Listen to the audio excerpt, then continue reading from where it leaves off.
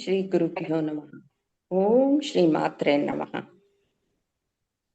ಪದ್ಮಾಸನಸ್ತಾಂ ವಿಕಸಿತವದನಾಂ ಪದ್ಮಪತ್ರಾಯತಾಕ್ಷೀಂ ಹೇಮಾಭಾಂ ಪೀತವಸ್ತ್ರಾಂ ಕರಕಲಿಕಲಸತ್ಯಮಾಪರಾಂಗೀ ಧ್ಯಾಯೇ ಸರ್ವಾಲಂಕಾರಯುಕ್ತಂ ಸಕಲಾಭಯಧಾಂ ಭಕ್ತಾನಾಂ ಬಿಂಬವಾನಿ ಶ್ರೀ ವಿದ್ಯಾಶಾಂತಮೂರ್ತಿಂ ಸಕಲಸುರನುತಾಂ ಸರ್ವಸಂಪತ್ಪ್ರದಾರ್ಥಿಂ ಧ್ಯಾಯೇದ್ ಪರಮಂಬಿಕಾಂ. ಶ್ರೀ ಗುರುಗಳ ಪಾದಾರ ಬಿಂದುಗಳಿಗೆ ವಂದಿಸುತ್ತಾ ಎಲ್ಲ ಆತ್ಮಜ್ಯೋತಿಗಳಿಗೂ ನನ್ನ ನಮನಗಳು. ಇವತ್ತು ಲಲಿತಾ ಸಹಸ್ರನಾಮದಲ್ಲಿ 29ನೇ ನಾಮ ನಾವು ನೋಡ್ತಾ ಇದ್ದೀವಿ. 29ನೇ ನಾಮದಲ್ಲಿ ನಾವು ಮೊದಲನೇ ಭಾಗವನ್ನ ನೋಡಿದ್ವಿ. ಅಂದ್ರೆ ಬಂಡಪುತ್ರ ವಧೋದ್ಯುಕ್ತ ಬಾಲವಿಕ್ರಮ ನಂದಿತ ಅಂತ ಅನ್ಬಿಟ್ಟು, ಅಂದ್ರೆ ಆ ಬಂಡಪುತ್ರನ, ಆ ಬಂಡಾಸುರನ ಮಕ್ಕಳನ್ನ ಈ ಬಾಲೆ ಅನ್ನೋಳು ಹೇಗೆ ವಧಿಸ್ತಾಳೆ ಅಂತ ಅನ್ಬಿಟ್ಟು ಆ ನಾಮದಲ್ಲಿ ತಿಳ್ಕೊಂಡಿದ್ವಿ. ಅದಾದ್ಮೇಲೆ ಮುಂದಿನ ನಾಮ, ಅದರ 2ನೇ ಭಾಗದ್ದು ಮಂತ್ರಿಣ್ಯಾಂಬ ವಿರಚಿತ ವಿಷಂಗ ವದತೋಷಿತ ಅಂತ ಇದೆ. ಅಂದ್ರೆ ಯಾವಾಗ ಬಾಲೆ ಅನ್ನೋಳು ಅರ್ಧಚಂದ್ರಾಸ್ತ್ರದ ಮೂಲಕ ಪ್ರತಿಯೊಬ್ಬ ಬಂಡಾಸುರನ 30 ಜನ ಮಕ್ಕಳನ್ನು ಸಂಹಾರ ಮಾಡ್ತಾಳೋ, ಆ ನಂತರ ಆ ಸೈನ್ಯದಲ್ಲಿ ಕಳವಳ ಅನ್ನೋದು ಉಂಟಾಗೋಗುತ್ತೆ. ಓ ಏನಪ್ಪ, ಎಂತ ಪರಾಕ್ರಮಶಾಲಿಗಳು ಈ ಮಕ್ಕಳು, ಅಂತವ್ರನ್ನೇ ಇವಳು ಈ ಬಾಲೆ ಅನ್ನೋಳು ಸಂಹಾರ ಮಾಡ್ಬಿಟ್ಲಲ್ಲ ಅಂತ ಅನ್ಬಿಟ್ಟು ಅವರಲ್ಲಿ ಕಳವಳ ಉಂಟಾಗಿ ಒಂದು ಭಯ ಅನ್ನೋದು ಅವಾಗ ಅವರಲ್ಲಿ ಹುಟ್ಟುತ್ತೆ. ಆ ಭಯ ಹುಟ್ಟಿದಾಗ ಏನಾಗತ್ತೆ, ಆ ಬಂಡಾಸುರನ 2 ತಮ್ಮಂದಿರಿರ್ತಾರೆ. ಯಾರು? ವಿಶುಕ್ರ ಮತ್ತು ವಿಷಂಗ ಅನ್ನೋ 2 ತಮ್ಮಂದಿರು. ಅವರು ಮಹಾಪರಾಕ್ರಮಶಾಲಿಗಳು ಅವ್ರು ಇರ್ತಾರೆ. ಅವರು ಅವರ ಬಂಡಾಸುರನಿಗೆ ಧೈರ್ಯ ಹೇಳ್ತಾರೆ, ನೀನೇನು ಭಯ ಪಡ್ಬೇಡ, ಇಂಥ ಪರಾಕ್ರಮಿಗಳಾದಂತ ನಮ್ಮ ಮಕ್ಕಳನ್ನ ಇವ್ರು ಕೊಂದು ಹಾಕದ್ಮೇಲೆ ಇವ್ರ ಸೈನ್ಯನ ನಾವು ಬಿಡಲ್ಲ, ಇವ್ರನ್ನೇನಾರ ಮಾಡಿ ಈ ಸೈನ್ಯನೆಲ್ಲ ನಾವು ಆ ರಕ್ತದ ಮಡುವಿನಲ್ಲಿ ಮುಳುಗಿಸ್ತೀವಿ ಅಂತ ಅನ್ಬಿಟ್ಟು ಪಣ ತೊಟ್ಟು ಅವರು ಮುಂದಕ್ಕೆ ಬರ್ತಾರೆ. ಮೊದಲಿಗೆ ಮಂತ್ರಿಣ್ಯಂಬ ವಿರಚಿತ ವಿಷಂಗ ವದತೋಷಿತ. ಈ ಮುಂದಕ್ಕೆ ಬಂದಾಗ ಈ ಸೈನಿಕರೆಲ್ಲ ಯುದ್ಧ ಮಾಡಕ್ ಹೋಗ್ತಾರೆ. ಮಾತೆ ಸೈನಿಕರೆಲ್ಲ ಯುದ್ಧಕ್ಕೆ ಹೊರಟಾಗ ನೋಡ್ತಾಳೆ ಈ ವಾರಾಹಿ ಮತ್ತು ಶ್ಯಾಮಲಾದೇವಿ, ಓ ಬರೀ ಸೈನಿಕರ ಮೇಲೆ ಈ ಯುದ್ಧನ ಬಿಟ್ರೆ ಏನೂ ಆಗಲ್ಲ, ಇದಕ್ ನಾವು ಮುಂದೆ ಹೋಗ್ಬೇಕು, ಇವ್ರು ಮಹಾಶೂರರು ಮಹಾಪರಾಕ್ರಮಿಗಳಾಗಿದ್ದಾರೆ, ಇವ್ರನ್ನ ನಾವು ವಧೆ ಮಾಡ್ಬೇಕು, ಇಲ್ಲದೆ ಹೋದ್ರೆ ನಾವು ಈ ಬರೀ ಸೈನಿಕರ ಮೇಲೆ ನಾವ್ ಇದನ್ ಬಿಟ್ರೆ ನಾವು ಸೋತ್ ಬಿಡ್ತೀವಿ ಅನ್ನೋ ಕಾರಣಕ್ಕೆ ಏನ್ ಮಾಡ್ತಾರೆ, ಆ ವಾರಾಹಿ ಮತ್ತು ಶ್ಯಾಮಲಾದೇವಿ ಮುಂದಕ್ಕೆ ಬರ್ತಾರೆ. ಆ ಶ್ಯಾಮಲಾದೇವಿ ಮುಂದಕ್ಕೆ ಬಂದಾಗ ಧೈರ್ಯವಾಗಿ ಅಣ್ಣ ತಮ್ಮಂದ್ರ ಜೊತೆ ಹೋರಾಡಕ್ ನಿಂತಾರೆ. ಆ ಹೋರಾಟಕ್ ನಿಂತಾಗ ಆ ವಾರಾಹಿ ದೇವಿ ಮತ್ತು ಈ ಶ್ಯಾಮಲಾದೇವಿ ಏನ್ ಮಾಡ್ತಾರೆ, ಈ ಶ್ಯಾಮಲಾದೇವಿ ಆ ವಿಶುಕ್ರ ಅನ್ನೋನ್ನ ಹೊಡೆದಾಕ್ತಾರೆ. ಆ ವಿಶುಕ್ರ ಅನ್ನೋನು ಸತ್ತಾಗ ಇವನು ಇನ್ನೂ ಅವರಲ್ಲಿ ರೋಷಾವೇಶ ಜಾಸ್ತಿ ಆಗತ್ತೆ. ಆ ಸಂಹಾರ ಮಾಡಿದಾಗ ಅವ್ರಿಗೆ ಇನ್ನ ರೋಷಾವೇಶ ಆ ಸೈನ್ಯದಲ್ಲಿ, ಅಯ್ಯೋ ಇಂಥ ಒಂದು ಪರಾಕ್ರಮಿನ ಇವ್ರು ಸೋಸ್ಬಿಟ್ಟಲ್ಲ ಅಂತ ಅಂದ್ಬಿಟ್ಟು ಆ ವಿಶುಂಗ ಅನ್ನೋನು ಇನ್ನ ಮುಂದೆ ನಿಂತು ಹೋರಾಡಕ್ ಶುರು ಮಾಡ್ತಾನೆ. ಆ ನಾಮ 30ನೇ ನಾಮ. ಅದು ವಿಶುಕ್ರ ಪ್ರಾಣಹರಣ ವಾರಾಹಿ ವೀರ್ಯ ನಂದಿತ ಕಾಮೇಶ್ವರ ಮುಖಾಲೋಕ ಕಲ್ಪಿತ ಶ್ರೀ ಗಣೇಶ್ವರ ಅಂತ ಅನ್ನೋದು 30ನೇ ನಾಮ. ಈ ವಿಶುಕ್ರ ಅನ್ನೋನು ಯಾರು ಕೊಲ್ತಾರೆ ಅಂತಂದ್ರೆ ಈ ವಾರಾಹಿ ದೇವತೆ ಕೊಲ್ತಾಳೆ. ಈ ವಿಷಂಗ ಅನ್ನೋನ್ ಏನ್ ಮಾಡ್ತಾರೆ, ಅವನು ಒಬ್ಬ ದೈತ್ಯ ದಂಡನಾಯಕ. ಅವನು ಅಷ್ಟು ಪರಾಕ್ರಮಿನ ಈ ಶ್ಯಾಮಲಾದೇವಿ ಕೊಂದಾಕ ತಕ್ಷಣ ಈ ವಿಶುಕ್ರ ಮುಂದೆ ಬರ್ತಾನೆ, ಸೈನ್ಯನೆಲ್ಲ ತಗೊಂಡು ಏನಾರ ಮಾಡಿ ಇವ್ರನ್ನ ಅಂತ ನಮ್ಮ ಅಣ್ಣನ್ನ ಕೊಂದ್ಬಿಟ್ರಲ್ಲ ಇವ್ರು ಅಂತ ಅನ್ಬಿಟ್ಟು ರೋಷಾವೇಶವಾಗಿ ಮುಂದೆ ಬರ್ತಾನೆ. ಆವಾಗ ಈ ವಾರಾಹಿ ಅನ್ನೋಳು ಅವನನ್ನ ಸಂಹಾರ ಮಾಡಕ್ಕೆ ಶುರು ಮಾಡ್ತಾಳೆ. ಈ ವಿಶುಕ್ರ ವಿಶಂಗ ಅನ್ನೋರ್ಗೆ ಏನಪ್ಪಾ ಅಂತಂದ್ರೆ ಮಹಾ ಅಹಂಕಾರಿಗಳು, ಮತ್ತೆ ಮಹಾ ಮಮಕಾರ ಉಳ್ಳಂತವ್ರು. ಆಸೆ ಅನ್ನೋದು ಅವರಲ್ಲಿ ತುಂಬ ಹೋಗ್ಬಿಟ್ಟಿರುತ್ತೆ. ಅಹಂಕಾರ ಮದ ಅನ್ನೋದು ಅವರಲ್ಲಿ ತುಂಬಾ ಇರುತ್ತೆ. ಯಾಕೆಂದ್ರೆ ಅವರು ಅಸುರರು, ಅಸುರ ಇದಾದ್ರಿಂದ ಅಸುರ ಗುಣನೇ ಅವರಲ್ಲಿ, ಆ ದ್ವೇಷ, ಅಸೂಯೆ ಇದು ಎಲ್ಲ ಅವರಲ್ಲಿ ಬೆಳಕೊಂಡು ಆ ತರ ಆಗಿರ್ತಾರ ಅವರು. ಆ ದ್ವೇಷ ಅಸೂಯೆನಲ್ಲೇ ತುಂಬ್ಕೊಂಡ್ಬಿಟ್ಟಿರ್ತಾರೆ. ಈ ವಿಶುಂಗ ಅಂತ ಅನ್ನೋನು, ವಿಶುಂಗ ಶ್ಯಾಮಲಾದೇವಿ ಸಾಯಿಸಿದ್ಲು. ಈ ವಿಶುಕ್ರ ಅನ್ನೋನು ಏನಪ್ಪಾ ಅಂತಂದ್ರೆ ಅವನು ಏನ್ ಮಾಡ್ತಾ ಇರ್ತಾನೆ, ದೇಶದಲ್ಲಿ ಅವನಿಗೆ ಮಮಕಾರ ಅನ್ನೋದು ಅವನಿಗೆ ತುಂಬೋಗ್ಬಿಟ್ಟಿರುತ್ತೆ. ಏನು ಈ ಬ್ರಹ್ಮಾಂಡವನ್ನೆಲ್ಲ ನಾನೇ ತಗೊಂಡ್ಬಿಡ್ಬೇಕು, ಇದನ್ನೆಲ್ಲ ನಮ್ಮ ಅಧೀನದಲ್ಲೇ ಇರ್ಬೇಕು, ನಾವೇ ಎಲ್ರನ್ನೂ ಆಳ್ಬೇಕು ಅನ್ನೋ ಒಂದು ಉದ್ದೇಶಕ್ಕೆ ಏನ್ ಮಾಡಿರ್ತಾನೆ ಅಂದ್ರೆ, ಈ ದೇವತೆಗಳೇನಿರ್ತಾರೆ ಆ ದೇವತೆಗಳಿಗೆಲ್ಲ ಒಂದು ಇದನ್ನ ಅವರನ್ನ ಒಂದು ಮಾಯೆಯಿಂದ ಏನ್ ಮಾಡ್ಬಿಡ್ತಾನೆ, ಅವ್ರಿಗೆ ಚೈತನ್ಯ ರಹಿತರನ್ನಾಗಿ, ಚೈತನ್ಯ ಹೀನರನ್ನಾಗಿ ಮಾಡ್ಬಾಕ್ಬಿಡ್ತಾನೆ. ಆ ಚೈತನ್ಯ ಹೀನತೆ ಏನಾಗೋಗುತ್ತೆ ಅವರಲ್ಲಿ, ಆ ಕೂತ್ಕಡೆನೆ ಯುದ್ಧ ಮಾಡ್ದಿರನೆ ಆ ದೇವತೆಗಳಲ್ಲಿ ಚೈತನ್ಯ ಹೀನತೆ ಅನ್ನೋದು ತುಂಬೋಗ್ಬಿಡುತ್ತೆ. ಇವನ ಕುಟಿಲ ಬುದ್ಧಿಯಿಂದ ಅವರಲ್ಲಿ ಆ ರೀತಿಯ ಗುಣವನ್ನ ಉತ್ಪತ್ತಿ ಮಾಡ್ಬಿಡ್ತಾನೆ. ಅವಾಗ ಏನಾಗತ್ತೆ, ಆ ದೇವತೆಗಳಲ್ಲಿ ಚೈತನ್ಯ ಶಕ್ತಿನೇ ಇಲ್ದಿರ ಒಂದ್ ಕಡೆ ಕೂತ್ಕೊಳ್ಳೋ ತರ ಆಗುತ್ತೆ. ಅವ್ರಿಗೆ ಯಾವ್ದ್ರಲ್ಲೂ ಉತ್ಸಾಹ ಅನ್ನೋದೇ ಇರಲ್ಲ. ತಿನ್ನೋದ್ರಲ್ಲೂ ಉತ್ಸಾಹ ಇಲ್ಲ, ಕುಡಿಯೋದ್ರಲ್ಲೂ ಉತ್ಸಾಹ ಇಲ್ಲ, ಹೀನರಾಗ್ಬಿಡ್ತಾರೆ. ಆ ಚೈತನ್ಯ ಹೀನರಾಗಿ ಒಂದ್ ಕಡೆ ಕುತ್ಕೊಂಡ್ಬಿಡ್ತಾರೆ. ಇದೇ ರೀತಿ ಆಗೋದ್ರೆ ಏನಪ್ಪಾ ಮಾಡೋದು, ಆ ದೇವತೆಗಳ ಒಂದು ವಂಶನೇ ನಿರ್ವಂಶ ಆಗ್ಬಿಡುತ್ತೆ. ಅವ್ರಿಗೆ ಯಾವ್ದ್ರಲ್ಲೂ ಆಸಕ್ತಿ ಇಲ್ಲ ಅಂದ್ಮೇಲೆ ಅವ್ರು ಹಾಗೆಯೇ ಅಲ್ಲೇ ಕೂತು ಅಲ್ಲೇ ಸಾಯ್ತಾರೆ. ಆ ರೀತಿ ಮಾಡಾಕ್ಬಿಡ್ತಾನೆ ಇವನು ವಿಶುಕ್ರ ಅನ್ನೋನು. ಆ ರೀತಿ ಆಗ್ತಾ ಇದೆಯಲ್ಲ, ಈ ದೇವತೆಗಳ ವಂಶನೇ ನಿರ್ವಂಶ ಆಗ್ತಾ ಇದೆಯಲ್ಲ ಅಂತ ಅಂದ್ಬಿಟ್ಟು ಆಗ ಈ ಮಾತೆನ ಪ್ರಾರ್ಥನೆ ಮಾಡಿ ಕರ್ಸಿರ್ತಾರೆ. ಆಗ ಅವನನ್ನ ಯಾರು ಸಾಯಿಸ್ತಾರೆ ಅಂದ್ರೆ, ಈ ವಾರಾಹಿ ಅನ್ನೋ ದೇವತೆ ಈ ವಿಶುಕ್ರನ್ನ ಮುಂದೆ ಬರ್ತಾಳೆ. ಆ ಮುಂದೆ ಬಂದು ಅವನನ್ನ ಸಂಹಾರ ಮಾಡ್ತಾಳೆ. ಅವನು ಕೂಡ ಸಾಯ್ತಾನೆ. ಆ ವಿಶುಂಗ ಇಬ್ರು ಶ್ಯಾಮಲಾದೇವಿ ಮತ್ತು ವಾರಾಹಿಯರ ಹೋರಾಟದಿಂದ ಮರಣವನ್ನ ಹೊಂದ್ತಾರೆ. ಇಂಥ ಒಂದು ಸ್ಥಿತಿ, ಇಂಥ ಒಂದು ಗುಣ ನಾವು ಈ ಮನುಷ್ಯನಲ್ಲೂ ನಾವು ಕಾಣ್ತಾ ಹೋಗ್ತೀವಿ. ಹೇಗೆ ಅಂತಂದ್ರೆ ಅಹಂಕಾರ, ಮತ್ತೆ ಏನೋ ಮಮಕಾರ, ಎಲ್ಲ ನಮಗ್ ಬೇಕು, ಈ ಪ್ರಪಂಚದಲ್ಲಿ ಇರ್ತಕ್ಕಂಥ ಎಲ್ಲ ವಸ್ತುಗಳು ನಮಗ್ ಬೇಕು, ಇದನ್ನ ನಾವು ಅನುಭವಿಸ್ಬೇಕು, ನಮ್ದಾಗ್ಬೇಕು ಅನ್ನೋ ಒಂದು ಗುಣ ನಮ್ಮಲ್ಲಿ ಬೆಳ್ಕೊಂಡೋಗುತ್ತೆ. ಹೇಗೆ ಈ ಅಹಂಕಾರ ಅನ್ನೋದು ಈ ಮನುಷ್ಯನಲ್ಲಿ ಬರುತ್ತಪ್ಪ ಅಂತಂದ್ರೆ, ಇವನಿಗೆ ಯಾವ್ದಾರ ಒಂದು ಒಳ್ಳೆ ಅಧಿಕಾರ ಸಿಕ್ತು, ಒಳ್ಳೆ ಪೋಸ್ಟ್ ಸಿಕ್ಕತ್ತೆ ಅಂತ ಅಂದಾಗ ಏನಾಗತ್ತೆ, ಆ ಅಧಿಕಾರದ ಮದ, ಒಳ್ಳೆ ಅಧಿಕಾರ ಸಿಕ್ಕಿದೆ, ಅವನು ಹೇಳಿದ ಮಾತು ಅಂತಂದ್ರೆ ಅದ್ ನಡೆದೋಗುತ್ತೆ. ಅಂತ ಅಧಿಕಾರ ಸಿಕ್ದಾಗ ಇವನೇನ್ ಮಾಡ್ತಾನೆ, ಯಾವುದನ್ನು ನೋಡಲ್ಲ, ಈ ಒಳ್ಳೇದನ್ನು ನೋಡಲ್ಲ. ಒಳ್ಳೆ ಕೆಲಸ ಮಾಡಿರೋರ್ಗು ಒಂದೇ ಶಿಕ್ಷೆ, ಕೆಟ್ಟ ಕೆಲಸ ಮಾಡ್ದವ್ರಿಗೂ ಒಂದೇ ಶಿಕ್ಷೆ, ಈ ತರ ಮಾಡ್ತಾ ಬರ್ತಾರೆ. ಅಂದ್ರೆ ಯಾವುದನ್ನು ತುಲನೆ ಮಾಡೋ ಅಂತ ಒಂದು ಜ್ಞಾನ ಅವಾಗ ಅಹಂಕಾರ ಮದದಲ್ಲಿ, ನನ್ ಹುದ್ದೆ ಇದೆ, ನಾನು ಒಳ್ಳೆ ಅಧಿಕಾರಿ ಅನ್ನೋ ಒಂದು ಅಹಂಕಾರ ಮದದಲ್ಲಿ ಅವ್ರು ಯಾವುದನ್ನು ತುಲನೆ ಮಾಡೋ ಅಂತ ಒಂದು ಇದನ್ನ ಕಳ್ಕೊಂಡ್ಬಿಟ್ಟಿರ್ತಾರೆ. ಅಷ್ಟೊಂದು ಮನೋಭಾವ, ಅಹಂಕಾರದ ಮನೋಭಾವ ಅವರಲ್ಲಿ ಬಂದ್ಬಿಡುತ್ತೆ. ಅದೇ ರೀತಿ ಯಾರೋ ಒಬ್ಬ ಏನು ಇರಲ್ಲ, ಬೇಕಾದಷ್ಟು ಐಶ್ವರ್ಯ ಅನ್ನೋದು ಅವನಿಗೆ ಬಂದ್ಬಿಟ್ಟಿರುತ್ತೆ. ಆ ಐಶ್ವರ್ಯ ಬಂದಾಗ ಏನಾಗತ್ತೆ, ಇದ್ದಕ್ಕಿದ್ದಾಗೆ ಅವ್ನು ಚೇಂಜ್ ಆಗ್ಬಿಡ್ತಾನೆ. ಏನ್ ಚೇಂಜ್ ಆಗ್ತಾನೆ ಅಪ್ಪ ಅಂತಂದ್ರೆ, ಅವ್ನು ಯಾರ ಜೊತೆನೂ ಸೇರಲ್ಲ. ಯಾರನ್ನ ನೋಡಿದ್ರೆ ಅವನಲ್ಲಿ ಏನಿದೆ, ಅವನ್ ಬಡವ, ಅವನ್ ಯಾಕೆ ನಾನ್ ಸ್ನೇಹ ಮಾಡ್ಕೋಬೇಕು, ಅವನ್ ಸ್ನೇಹ ಬೇಡ ನಂಗೆ ಅನ್ನೋದು, ಏನೋ ಒಂದು ಅಹಂಕಾರದ ಮನೋಭಾವ ಅವನಲ್ಲಿ ಬೆಳೀತಾ ಹೋಗುತ್ತೆ. ಈ ರೀತಿಯ ಮನೋಭಾವ ಯಾವಾಗ ನಮ್ಮ ಇದ್ರಲ್ಲಿ ಬೆಳ್ಕೊಂಡ್ ಶರೀರದಲ್ಲಿ ಬೆಳೀತಾ ಹೋಗುತ್ತೋ ಅವಾಗ ಏನಾಗುತ್ತೆ, ಅದು ನಮ್ಮನ್ನೇ ನಾಶ ಮಾಡ್ತಾ ಹೋಗುತ್ತೆ. ಇದು ಯಾವುದು ಶಾಶ್ವತ ಅಲ್ಲ ಅಂತ ತಿಳ್ಕೊಬೇಕು. ಇದೆಲ್ಲ ಎಲ್ಲಿಂದ ಬಂದಿದ್ದು, ಈ ಐಶ್ವರ್ಯ ಅಧಿಕಾರ ಎಲ್ಲ ಯಾರು ಕೊಟ್ಟಿರೋದು, ಆ ಭಗವಂತ ಕೊಟ್ಟಿರೋದು.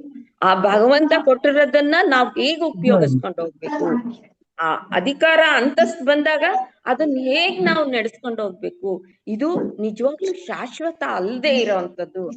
ಅದರಿಂದ ಬಂದ ಐಶ್ವರ್ಯ ಅಹಂಕಾರನ ನಾವು ಈ ಸಮಾಜದ ಸೇವೆಯಲ್ಲಿ, ಈ ಸಮಾಜದಲ್ಲಿ ಒಬ್ಬ ಒಳ್ಳೆ ಜೀವಿ ಇವನು ಅನ್ನೋ ರೀತಿ ನಾವು ನಡ್ಕೊಂಡು ಹೋಗ್ಬೇಕು ಅನ್ನೋದು ಈ ನಾಮದ ಅರ್ಥವನ್ನ ತಿಳಿಸುತ್ತೆ. ಈ ನಾಮದ ಅರ್ಥ ಆಗಿದೆ. ಆ ವಿಷಂಗ ವಿಚಿಕ್ರರ ಒಂದು ನಡೆ ದುರ್ಗುಣ ಯಾವ್ದಕ್ಕೆ ಹೋಲಿಸ್ತಾರೆ ಅಂತಂದ್ರೆ, ಈ ಮನುಷ್ಯನಲ್ಲಿ ಹುಟ್ಟತಕ್ಕಂತ ಈ ಅಹಂಕಾರ, ಈ ದ್ವೇಷ, ಮಮಕಾರ, ಇದಕ್ಕೆ ಹೋಲಿಸಿ ಇದನ್ನ ನಾವು ನಿವಾರಣೆ ಮಾಡ್ಕೋಬೇಕು. ಯಾವ ರೀತಿ ಆ ಪರಮಾತ್ಮ ನಮಗ್ ಕೊಟ್ಟಿದ್ದಾನೆ, ಆ ಪರಮಾತ್ಮ ಕೊಟ್ಟಿದ್ದನ್ನ ಈ ಸಮಾಜದಲ್ಲಿ ನಾವ್ ಯಾವ ರೀತಿ ಬೆಳೆಸ್ಕೊಂಡು ಹೋಗ್ಬೇಕು, ಅದನ್ನ ಯಾವ ರೀತಿ ಉಪಯೋಗಿಸಿದ್ರೆ ನಮ್ಮ ಜೀವನ ಮುಂದಕ್ಕೆ ಬರುತ್ತೆ, ಇಲ್ಲ ಅಂದ್ರೆ ಅದು ನಮ್ಮನ್ನ ಹಾಳು ಮಾಡತ್ತೆ ಅಂತ ತಿಳ್ಕೊಂಡು ನಾವು ಮುಂದಕ್ಕೆ ಹೋಗ್ಬೇಕು ಅನ್ನೋದಕ್ಕೆ ಈ ವಿಶುಂಗರನ್ನ ಉದಾಹರಣೆಯಾಗಿ ಇಲ್ಲಿ ಕೊಟ್ಟಿದ್ದಾರೆ.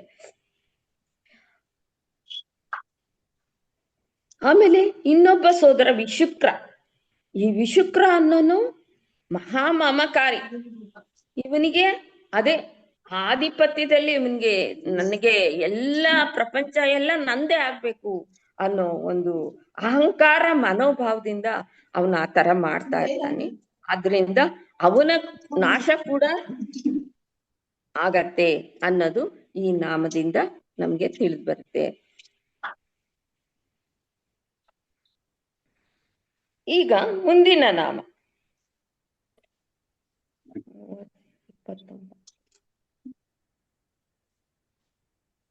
ಶುಕ್ರ. ಕಾಮೇಶ್ವರ ಮುಖಾಲೋಕ 30ನೇ ನಾಮದಲ್ಲಿ 2ನೇ ಭಾಗ ನೋಡಿ. ಕಾಮೇಶ್ವರ ಮುಖಾಲೋಕ ಕಲ್ಪಿತ ಶ್ರೀ ಗಣೇಶ್ವರ ಅಂತ ಅಂದ್ಬಿಟ್ಟು ಇಲ್ಲಿದೆ.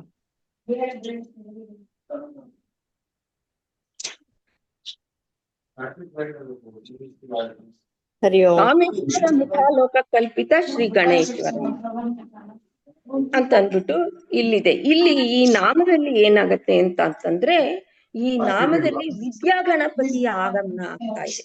ಅಂತಂದ್ರೆ ಇಲ್ಲಿ ಗಣೇಶನ ತರ್ತಾ ಇದ್ದಾರೆ. ಈ ಗಣೇಶ ದೇವರು ಎಷ್ಟು ಮುಖ್ಯ ಅಂತಂದ್ರೆ, ಆ ಶಿವ ಪಾರ್ವತಿಯರಿಗೂ, ಅವನು ಶಿವ ಪಾರ್ವತಿಯ ಏಕರೂಪದಿಂದ ಜನಿಸಿದ ದೇವ ಆದ್ರೂ ಕೂಡ ಅವರಿಗೆ ಅಷ್ಟು ಮುಖ್ಯ ಆಗಿರ್ತಾನೆ. ಆ ಪರಮಾತ್ಮನಿಗೆ ಈ ಗಣಪತಿ ಅಂತಂದ್ರೆ ಅಷ್ಟು ಮುಖ್ಯ ಆಗಿರ್ತಾನೆ. ಆ ಗಣಪತಿನ ನೆನೆದೆ ಅವ್ರಿಗೆ ಯಾವುದೇ ಒಂದು ಕೆಲಸವನ್ನ ಮಾಡೋದಕ್ಕಾಗಲ್ಲ, ಅಷ್ಟು ಮುಖ್ಯವಾಗಿರ್ತಾನೆ ಈ ಗಣಪತಿ ಅನ್ನೋನು. ಅಂತ ಪರಮಾತ್ಮನ ಚೈತನ್ಯ ಶಕ್ತಿಗಳು ನಾವು ಆ ಪರಮಾತ್ಮನ ಚೈತನ್ಯ ಶಕ್ತಿಗಳು.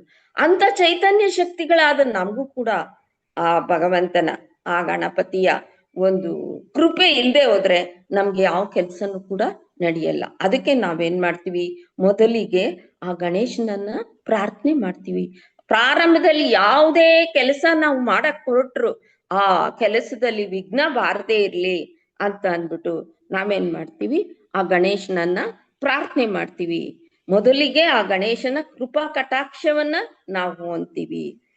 ಹೀಗೆ ಏನಾಗುತ್ತೆ ಅಂತಂದ್ರೆ, ಈ ಶಿವ ತ್ರಿಪುರಾಸುರನ್ನ ಸಂಹಾರ ಮಾಡ್ಬೇಕು ಅಂತ ಹೊರಡ್ತಾನೆ. ಆ ತ್ರಿಪುರಾಸುರನ್ನ ಸಂಹಾರ ಮಾಡ್ಬೇಕು ಅಂತ ಹೊರಟಾಗ ಏನಾಗುತ್ತೆ, ಯುದ್ಧ ನಡೆಯುತ್ತೆ. ತ್ರಿಪುರಾಸುರನ್ಗೂ ಶಿವನ್ಗೂ ಇಬ್ರಿಗೂ ಯುದ್ಧ ನಡೆಯುತ್ತೆ.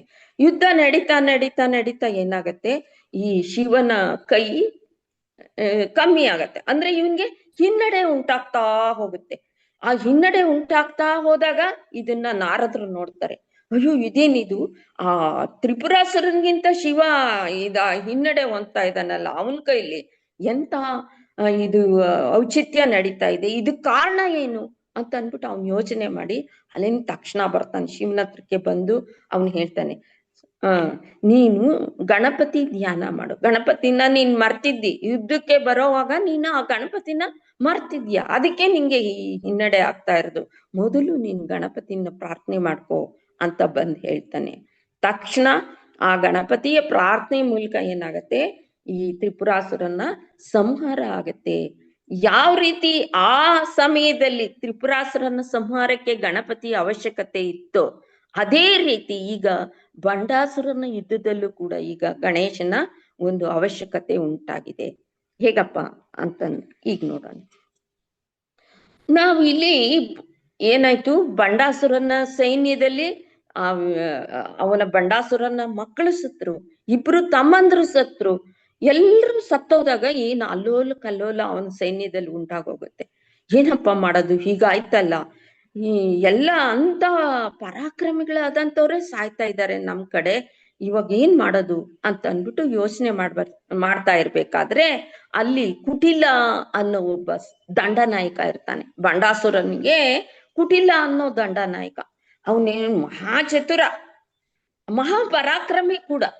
ಅವನೇನ್ ಮಾಡ್ತಾನೆ, ಅವನ್ ಯೋಚಿಸ್ತಾನೆ, ಓ ಇದು ನಮ್ ಕೈಲಿ ಪರಾಕ್ರಮದಿಂದ ಹೋದ್ರೆ ನಮ್ ಕೈಲಿ ಇದನ್ನ ಗೆಲ್ಲಕ್ಕಾಗಲ್ಲ, ಆದ್ರಿಂದ ಇದಕ್ಕೇನಾರ ಒಂದು ಉಪಾಯ ಮಾಡ್ಬೇಕು, ಇಂಥ ಒಂದು ಸೈನ್ಯನ ಹಿನ್ನಡೆ ಪಡೆಯಕ್ಕೋಸ್ಕರ ಹಿಮ್ಮೆಟ್ಟಿಸ್ಬೇಕು, ಇವ್ರನ್ನ ಮುನ್ನುಗ್ಗಿಸ್ಬಾರ್ದು, ಹಿಮ್ಮೆಟ್ಟೋ ರೀತಿ ಏನಾರ ಒಂದು ಉಪಾಯ ಮಾಡ್ಬೇಕು ಅಂತ ಅಂದ್ಬಿಟ್ಟು ಏನ್ ಮಾಡ್ತಾನೆ, ಅವನು ಒಂದು ಯಂತ್ರವನ್ನ ತಯಾರಿಸ್ತಾನೆ. ಅದು ಎಂತ ಯಂತ್ರಪ್ಪ ಅಂತಂದ್ರೆ ಜಯವಿಘ್ನಶೀಲ ಅನ್ನೋ ಒಂದು ಯಂತ್ರನ ತಯಾರು ಮಾಡ್ತಾನೆ. ಆ ಯಂತ್ರನ ತಯಾರು ಮಾಡ್ಬಿಟ್ಟು ಅದನ್ನ ಇವರ ಮಾತೆಯ ಸೈನ್ಯದ ಮೇಲೆ ಹಾಕಕ್ ಬರ್ತಾನೆ. ಬಂದ್ರೆ ಅವನ್ಗೆ ಒಳಕ್ ಬರಕ್ಕೆ ಎಲ್ಲೂ ಅವಕಾಶ ಇಲ್ಲ. ಯಾಕೆ ಅಂತಂದ್ರೆ ಆ ಜ್ವಾಲಾಮಾಲಿನಿ ಅನ್ನೋಳು ಏನ್ ಮಾಡಿರ್ತಾಳೆ, ಸುತ್ತಲೂ ಒಂದು ಪ್ರಾಕಾರವನ್ನ ಏರ್ಪಡಿಸ್ಬಿಟ್ಟಿರ್ತಾಳೆ. ಆ ಪ್ರಾಕಾರ ಹೇಗಿರುತ್ತಪ್ಪ ಅಂತಂದ್ರೆ ಜ್ವಲ ಜ್ವಲ ಜ್ವಲ ಅಂತ ಈ ಅಗ್ನಿಯ ಜ್ವಾಲೆ ಉರಿತಾ ಇರತ್ತೆ. ಎಲ್ಲಿಂದಲೂ ಈ ಮಾತೆ ಸೈನ್ಯದೊಳಕ್ಕೆ ಬರಕ್ಕಾಗಲ್ಲ, ಆ ರೀತಿ ಮಾಡಿಟ್ಟಿರ್ತಾಳೆ.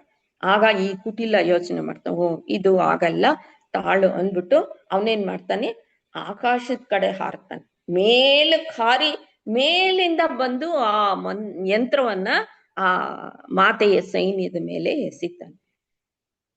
ಆ ಮಾತೆಯ ಸೈನ್ಯದ ಮೇಲೆ ಆ ಯಂತ್ರವನ್ನ ಎಸ್ದಾಗ ಏನಾಗತ್ತೆ, ಎಲ್ಲ ಏನ್ ಮಾತೆಯ ಸೈನಿಕರು ಇರ್ತಾರೋ ಅವ್ರಿಗೆಲ್ಲ ಒಂದು ನಿರಾಸಕ್ತಿ ಅನ್ನೋದು ಏರ್ಪಟ್ಬಿಡುತ್ತೆ. ಆ ಯಂತ್ರದ ಒಂದು ಪ್ರಭಾವದಿಂದ ಅವರಲ್ಲೆಲ್ಲ ಒಂದು ನಿರಾಸಕ್ತಿ ಏರ್ಪಡುತ್ತೆ. ಅವ್ರೇನ್ ಮಾಡ್ತಾರೆ, ಎಲ್ಲಿಯವ್ರು ಅಲ್ಲೇ ಕೂತ್ಕೊಳಕ್ ಶುರು ಮಾಡ್ತಾರೆ. ಏನೋ ಒಂದು ನಿಶಕ್ತಿ ಅವರಲ್ಲಿ, ಒಂದು ಶಕ್ತಿನೇ ಇಲ್ದಿರೋ ತರ ಒಂದು ಇದಾಗ್ಬಿಟ್ಟು ಅವ್ರೇನ್ ಮಾಡ್ತಾರೆ, ಎಲ್ಲಿಯವ್ರು ಅಲ್ಲೇ ಕೂತ್ಕೋತಾರೆ. ಅವರು ನಾವು ಮಾತೆಯ ಪ್ರತಿಬಿಂಬಗಳು, ಅವರಿಂದ ಬಂದಿದೀವಿ, ಮಾತೆಯಿಂದ ನಾವು ಯುದ್ಧ ಮಾಡ್ಬೇಕು ಅನ್ನೋದನ್ನ ಮರ್ತ್ಬಿಟ್ಟು ಅವರಲ್ಲೇ ಅವರೇ ಮಾತಾಡ್ಕೊಳಕ್ ಶುರು ಮಾಡ್ತಾರೆ. ಅಯ್ಯೋ ನಾವ್ ಯುದ್ಧ ಯಾಕೆ ಮಾಡ್ಬೇಕು, ಯುದ್ಧ ಮಾಡಿದ್ರೆ ಏನ್ ಪ್ರಯೋಜನ, ನಮಗೇನ್ ಪ್ರಯೋಜನ ಬರುತ್ತೆ, ಇದು ಮಾತೆಗೆ ಹೆಸರು ಬರುತ್ತೆ, ಮಾತೆ ತಗತಾಳೆ, ನಾವ್ಯಾಕೆ ಯುದ್ಧ ಮಾಡ್ಬೇಕು, ಈ ರೀತಿಯ ಮನೋಭಾವ ಅವರಲ್ಲಿ ಹುಟ್ಟುತ್ತಾ ಹೋಗುತ್ತೆ. ಅವರೆಲ್ಲ ನಿಶಕ್ತರಾಗ್ಬಿಡ್ತಾರೆ, ಯುದ್ಧ ಮಾಡಕ್ಕೆ ಆಗಲ್ಲ, ಆ ತರ ಆಗಿ ಒಂದ್ ಕಡೆ ಕೂತಿರ್ತಾರೆ. ಆ ಕಡೆಯಿಂದ ಇವ್ರು ಬರ್ತಾ ಇರ್ತಾರೆ ಯುದ್ಧಕ್ಕೆ, ಬಂಡಾಸುರನ ಸೈನಿಕರು ಬರ್ತಾ ಇರ್ತಾರೆ. ಅವಾಗ ಈ ವಾರಾಹಿ ಮತ್ತು ಶ್ಯಾಮಲಾದೇವಿ ನೋಡ್ತಾರೆ. ಅವ್ರು ನೋಡ್ಬಿಟ್ಟು ಇವ್ರ ಹತ್ರ ಬಂದ್ ಹೇಳ್ತಾರೆ, ಸೈನಿಕರ ಹತ್ರ, ಯಾಕ್ರಮ್ಮ ಈಗ ಕೂತಿದ್ದೀರಾ, ನೋಡಿ ಅವರ ಸೈನ್ಯ ಮುಂದೆ ಬರ್ತಾ ಇದೆ, ಹೇಳಿ ಯುದ್ಧಕ್ಕೆ ಹೇಳಿ ಅಂತ ಅಂದ್ರೆ, ಇಲ್ಲ ನಮ್ ಕೈಲಿ ಆಗ್ತಾ ಇಲ್ಲ, ನಾವು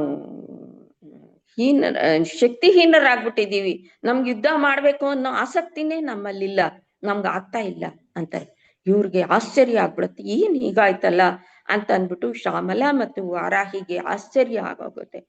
ಏನೋ ನಡೆದಿದೆ ಇದ್ರಲ್ಲಿ, ಏನೋ ಒಂದು ಕಾರಣ ಇದೆ, ಅದಕ್ಕೆ ಇವ್ರಿಗೆ ಹೀಗಾಗ್ತಾ ಇರೋದು ಅಂತ ಅಂದ್ಬಿಟ್ಟು ತಕ್ಷಣ ಬಂದು ಅವರು ಏನ್ ಮಾಡ್ತಾರೆ, ಮಾತೆ ಹತ್ರ ಹೇಳ್ತಾರೆ, ಮಾತೆ ನೋಡಿ ಹೀಗಾಗೋಗಿದೆ, ಯಾರು ಯುದ್ಧಕ್ಕೆ ಸಿದ್ರಿಲ್ಲ, ಎಲ್ರೂ ತಟಸ್ಥವಾಗಿ ಕೂತ್ಬಿಟ್ಟಿದ್ದಾರೆ, ಅವರಲ್ಲಿ ಶಕ್ತಿ ಹೀನರಾಗ್ಬಿಟ್ಟಿದ್ದಾರೆ, ಅವ್ರಿಗೆ ಶಕ್ತಿ ಅನ್ನೋದೇ ಇಲ್ಲ ಯುದ್ಧ ಮಾಡಕ್ಕೆ, ನಾವ್ ಎಷ್ಟು ಪ್ರೋತ್ಸಾಹ ಮಾಡಿದ್ರು ಅವ್ರು ಯುದ್ಧ ಮಾಡಕ್ ಆಗ್ತಾ ಇಲ್ಲ.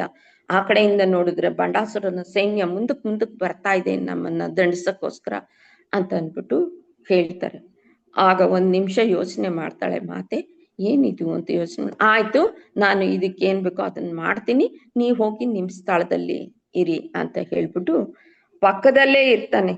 ಯಾರು, ಶಿವ ಪಾರ್ವತಿಯರು ಪಕ್ಕದಲ್ಲೇ ಇರ್ತಾರೆ ಯುದ್ಧ ನಡೆಯುವಾಗ. ಅವಾಗ ಶಿವನ್ಗೆ ಹೇಳ್ತಾಳೆ, ಏನ್ ಮಾಡೋದೀಗ ಅಂತ ಅಂದ್ಬಿಟ್ಟು ಶಿವನನ್ನ ಕೇಳ್ತಾಳೆ. ಆ ಕೇಳಿದಾಗ ಶಿವ ಏನ್ ಮಾಡ್ತಾನೆ, ನೀನ್ ಮಾಡೋದ್ ಈಗ ಏನ್ ಮಾಡಕ್ಕಾಗತ್ತೆ, ಏನು ಮಾಡಕ್ಕಾಗಲ್ಲ, ನನ್ನನ್ನ ನೀನ್ ನೋಡು, ನಿನ್ನನ್ನ ನಾನ್ ನೋಡ್ತೀನಿ ಅಂತ ಹೇಳ್ಬಿಟ್ಟು ಒಂದು ಹಾಸ್ಯಾಸ್ಪದವಾಗಿ ಹೇಳ್ತಾರೆ. ಆಗ ಇವಳಿಗೆ ಆಶ್ಚರ್ಯ ಆಗತ್ತೆ, ಏನಿದು ಈ ಸಮಯದಲ್ಲಿ ಹಾಸ್ಯಾಸ್ಪದವಾಗಿ ಹೇಳ್ತಾ ಇದ್ದಾನಲ್ಲ ಶಿವ ಅಂತ ಅಂದ್ಬಿಟ್ಟು ಹೇಳಿದ್ರುನು ಅವಳು ಅದನ್ನ ತಗೊಳಲ್ಲ, ಹಾಸ್ಯವಾಗಿ ತಗೊಳ್ದೀರ ಏನ್ ಮಾಡ್ತಾಳೆ, ಅದನ್ನ ಒಂದು ಇದ್ರಲ್ಲಿ ಏನೋ ಒಂದು ಗೂಢಾರ್ಥ ಇದೆ, ಅದಕ್ಕೆ ಶಿವ ಹೀಗೆ ಹೇಳಿರೋದು ಅಂತ ಅಂದ್ಬಿಟ್ಟು ಏನ್ ಮಾಡ್ತಾಳೆ, ಮುಖ ನೋಡಕ್ ಶುರು ಮಾಡ್ತಾಳೆ. ಪಾರ್ವತಿ ಶಿವನ ಮುಖ ನೋಡೋದು, ಶಿವ ಪಾರ್ವತಿ ಮುಖ ನೋಡೋದು. ಹೀಗೆ ಅವರಿಬ್ಬರ ಒಂದು ದೃಷ್ಟಿ ಇದಾಗ್ತಾ ಇರತ್ತೆ. ನಗ್ನಗ್ತಾ ಅವ್ರಿಗೆ ಯಾವಾಗ ಇದನ್ನ ನೋಡ್ಕೊಳ್ತಾ ಇರ್ತಾರೋ, ನೋಡ್ಕೊಳ್ತಾ ಇದ್ದಾಗ ಏನಾಗತ್ತೆ, ಒಬ್ಬರನ್ನೊಬ್ರು ನೋಡ್ಕೊಳಕ್ಕೆ ಶುರು ಮಾಡ್ತಾರೆ. ಹಾಗೆ ಅವ್ರು ಒಬ್ಬರನ್ನೊಬ್ಬರು ವೀಕ್ಷಿಸ್ತಾ ಇರ್ಬೇಕಾದ್ರೆ ಆ ಸ್ಪಂದನಕ್ಕೆ ಪ್ರತಿಸ್ಪಂದನ, ಅವ್ರು ಏನು ನೋಡ್ತಾಳೆ ಮಾತೆ, ಅದಕ್ಕೆ ಪ್ರತಿಸ್ಪಂದನ ಆ ಶಿವನಿಂದ ಬಂದಾಗ ಏನಾಗತ್ತೆ, ಗಣಪತಿ ಅನ್ನೋ ಒಂದು ದೇವ ಅಲ್ಲಿ ಮುಂದೆ ಬರ್ತಾನೆ. ಗಣಪತಿ ಅನ್ನೋನು ತಾಯಿ ಮುಂದೆ ಬಂದು ನಿಂತ್ಕತ್ತಾನೆ, ಪಾರ್ವತಿ ಮುಂದೆ ಬಂದು ನಿಂತು ಕೇಳ್ತಾನೆ, ಅಮ್ಮ ಏನು ಇವಾಗ ಸಮಾಚಾರ, ನನ್ನನ್ನ ಈ ಸಮಯದಲ್ಲಿ ಕರ್ದಿದ್ದೀರಲ್ಲ, ಏನ್ ಸಮಾಚಾರ ಅಂತ ಅಂದ್ಬಿಟ್ಟು ಕೇಳ್ತಾನೆ. ಅವ್ನು ಕೇಳ್ದಾಗ ಮಾತೆ ಹೇಳ್ತಾರೆ, ಅಲ್ಲಿ ನಡೆದಿರ್ತಕ್ಕಂಥ ವಿಚಾರ ಎಲ್ಲ, ಈಗ ಯುದ್ಧ ನಡೀತಾ ಇದೆ, ಈ ತರ ಆಗಿದೆ, ನಮ್ಮ ಸೈನಿಕರೆಲ್ಲ ನಿಶಕ್ತರಾಗಿ ಕೂತ್ಬಿಟ್ಟಿದ್ದಾರೆ, ಅವ್ರು ಯುದ್ಧ ಮಾಡಕ್ ಆಗ್ತಾ ಇಲ್ಲ, ಇದಕ್ ಕಾರಣ ಏನು ಅಂತ ತಿಳ್ಕೊಬೇಕು ಅಂತ ಅಂದ್ಬಿಟ್ಟು ಗಣೇಶನ್ಗೆ ಹೇಳ್ತಾರೆ. ಆ ಪೂರ್ಣವಾದ ಸ್ಪಷ್ಟೀಕರಣವನ್ನು ಕೊಟ್ಟ ಮೇಲೆ ಏನ್ ಮಾಡ್ತಾನೆ ಗಣೇಶ, ಆಯ್ತಮ್ಮ ನೀವೇನ್ ಯೋಚನೆ ಮಾಡ್ಬಿಡಿ, ಇದನ್ನ ನಾನ್ ನೋಡ್ಕೋತೀನಿ ಅಂತ ಅಂದ್ಬಿಟ್ಟು ಹೊರಡ್ತಾನೆ. ಆ ಸೈನ್ಯದ ಸುತ್ತಲೂ ಓಡಾಡ್ಕೊಂಡ್ ಬರ್ತಾನೆ. ಸೈನ್ಯವನ್ನೆಲ್ಲ, ಮಾತೆ ಸೈನ್ಯವನ್ನೆಲ್ಲ ವೀಕ್ಷಣೆ ಮಾಡ್ಕೊಂಡ್ ಬರ್ಬೇಕಾದ್ರೆ ಒಂದು ಮೂಲೆಯಲ್ಲಿ ಆ ಯಂತ್ರ ಅನ್ನೋದು ಬಿದ್ದಿರುತ್ತೆ. ಆ ಯಂತ್ರವನ್ನ ಅಲ್ಲೇ ತಗೊಂಡು ಅದನ್ನ ಪುಡಿ ಮಾಡಿ ಹಾಕ್ತಾನೆ ಗಣೇಶ. ಆ ಪುಡಿ ಮಾಡಿದ ತಕ್ಷಣ ಏನಾಗತ್ತೆ, ಇವರಲ್ಲಿ ಚೈತನ್ಯ ಅನ್ನೋದು ಹುಟ್ಟುತ್ತೆ.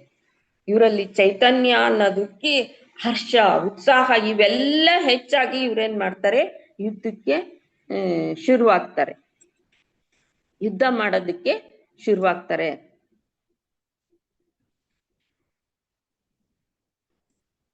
ಈ ಎಲ್ಲ ಸೈನಿಕರು ಯಾವಾಗ ಯುದ್ಧಕ್ಕೆ ಶುರುವಾಗ್ತಾರೆ, ಆ ಪುಡಿ ಮಾಡಿದಾಗ, ಆ ಯಂತ್ರವನ್ನ ಪುಡಿ ಮಾಡಿದಾಗ ಇವರೆಲ್ಲ ಆ ಯುದ್ಧಕ್ಕೆ ಶುರುವಾಗ್ತಾರೆ.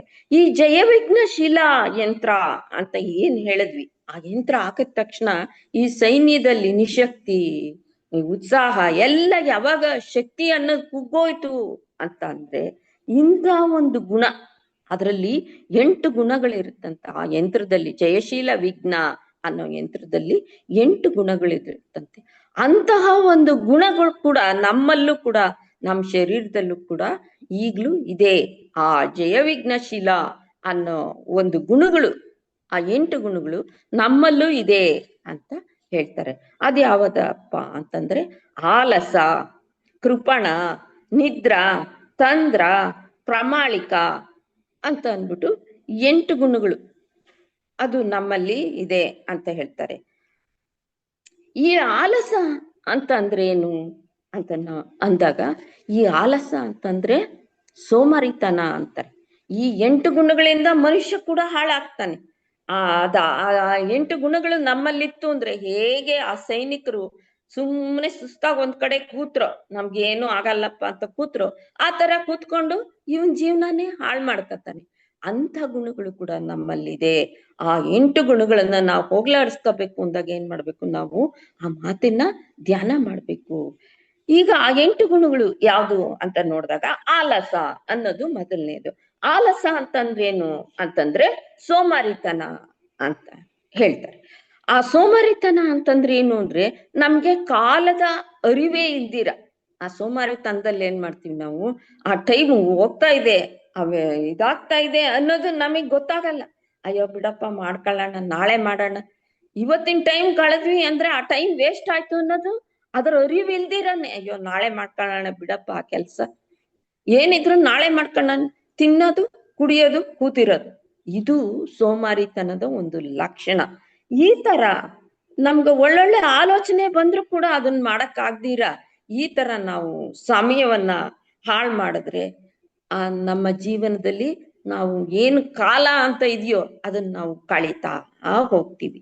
ಆ ಕಾಲಕ್ಕೆ ನಾವು ಬೆಲೆನ ಕೊಡಲ್ಲ. ಅಂದ್ರೆ ಈ ಮನುಷ್ಯನ ಜೀವನ ಅನ್ನೋದು ದೇವರು ಸೃಷ್ಟಿ ಮಾಡಿಟ್ಬಿಟ್ಟಿದ್ದಾನೆ. ಎಷ್ಟು ವರ್ಷ ಈ ಜೀವನ, ಈ ಮನುಷ್ಯನಿಗೆ ಒಂದು ಆಯಸ್ಸು ಅಂತ ಕೊಟ್ಟಿದ್ದಾನೆ. 100 ವರ್ಷ ಆಯಸ್ಸು ಅಂತ ಕೊಟ್ಬಿಟ್ಟಿದ್ದಾನೆ ಮನುಷ್ಯನ್ಗೆ. ಆದ್ರೆ ಇವಾಗ 100 ವರ್ಷ ಯಾರು ಇರಲ್ಲ, 80-90 ವರ್ಷ ಅಲ್ಲಿವರೆಗೂ ಇರ್ತಾರೆ. ಆಗ್ಲಿ, ಅದು 100 ವರ್ಷ ಅಂತ ಏನ್ ಆಯಸ್ಸನ್ನ ಆ ಸೃಷ್ಟಿ ಮಾಡಿ ಇಟ್ಟಿದಾನೋ, ಆ 100 ವರ್ಷದ ಆಯಸ್ಸನ್ನ ನಾವು ಹೇಗ್ ಕಳಿತೀವಿ, ಅದ್ ಹೇಗಿರುತ್ತೆ ಅಂತಂದ್ರೆ, ಈ 100 ವರ್ಷದಲ್ಲಿ 50 ವರ್ಷ ನಾವೇನ್ ಮಾಡ್ತೀವಿ, ನಿದ್ದೆಗೆ ಕಳೆದು ಬಿಡ್ತೀವಿ. ಇವಾಗ ನಾವು ಬೆಳಗಿನ ಸಾಯಂಕಾಲ ತನಕ ಕೆಲಸ ಮಾಡ್ತೀವಿ, ರಾತ್ರಿ ಪೂರ್ತಿ ಮಲಗ್ತೀವಿ. ಅದು 50 ವರ್ಷ ಆಗೋಯ್ತು. ಜೀವನದಲ್ಲಿ 50 ವರ್ಷ, 100 ವರ್ಷದಲ್ಲಿ 50 ವರ್ಷ ನಾವು ನಿದ್ದೆ ಕಳೆದು ಬಿಡ್ತೀವಿ. ಇನ್ನು 50 ವರ್ಷ ಮಾತ್ರ ಬಾಕಿ ಉಳಿದಿರುತ್ತೆ 100 ವರ್ಷದಲ್ಲಿ. ಆ 50 ವರ್ಷದಲ್ಲಿ ನಾವು ಬಾಲ್ಯಾವಸ್ಥೆನ ಎಷ್ಟು ದಿವಸ ಕಳಿತೀವಿ? 18 ವರ್ಷ ನಾವು ಬಾಲ್ಯಾವಸ್ಥೆನ ಕಳಿತೀವಿ. ಆ ಬಾಲ್ಯಾವಸ್ಥೆನ 18 ವರ್ಷ ಕಳೆದ್ಮೇಲೆ ಇನ್ನು ಉಳಿದಿರೋದ್ರಲ್ಲಿ ಈ ಈ ಯೌವನಾವಸ್ಥೆ. ಆ ಯೌವನಾವಸ್ಥೆನ ಎಷ್ಟು ದಿವಸ ಕಳಿತೀವಿ ನಾವು? 22 ವರ್ಷ ಆ ಯೌವನಾವಸ್ಥೆನ ಕಳಿತೀವಿ. 22, 18 ಆಯ್ತು. ಇನ್ನು ಮಿಕ್ಕಿದ್ದು 12 ವರ್ಷನೋ 10 ವರ್ಷನೋ ಇರುತ್ತೆ ಅಲ್ವಾ? ಆ 10 ವರ್ಷನ ನಾವ್ ಯಾವ್ದ್ರಲ್ಲಿ ಕಳಿತೀವಿ? ವೃದ್ಧಾಪ್ಯದಲ್ಲಿ ಕಳಿತೀವಿ. ನೋಡಿ, 100 ವರ್ಷ ದೇವ್ರ ಆಯಸ್ ಕೊಟ್ರು, ಅದ್ರಲ್ಲಿ ಇರೋದು ನಮ್ಗೆ 50 ವರ್ಷ ಉಳ್ದಿರೋದು.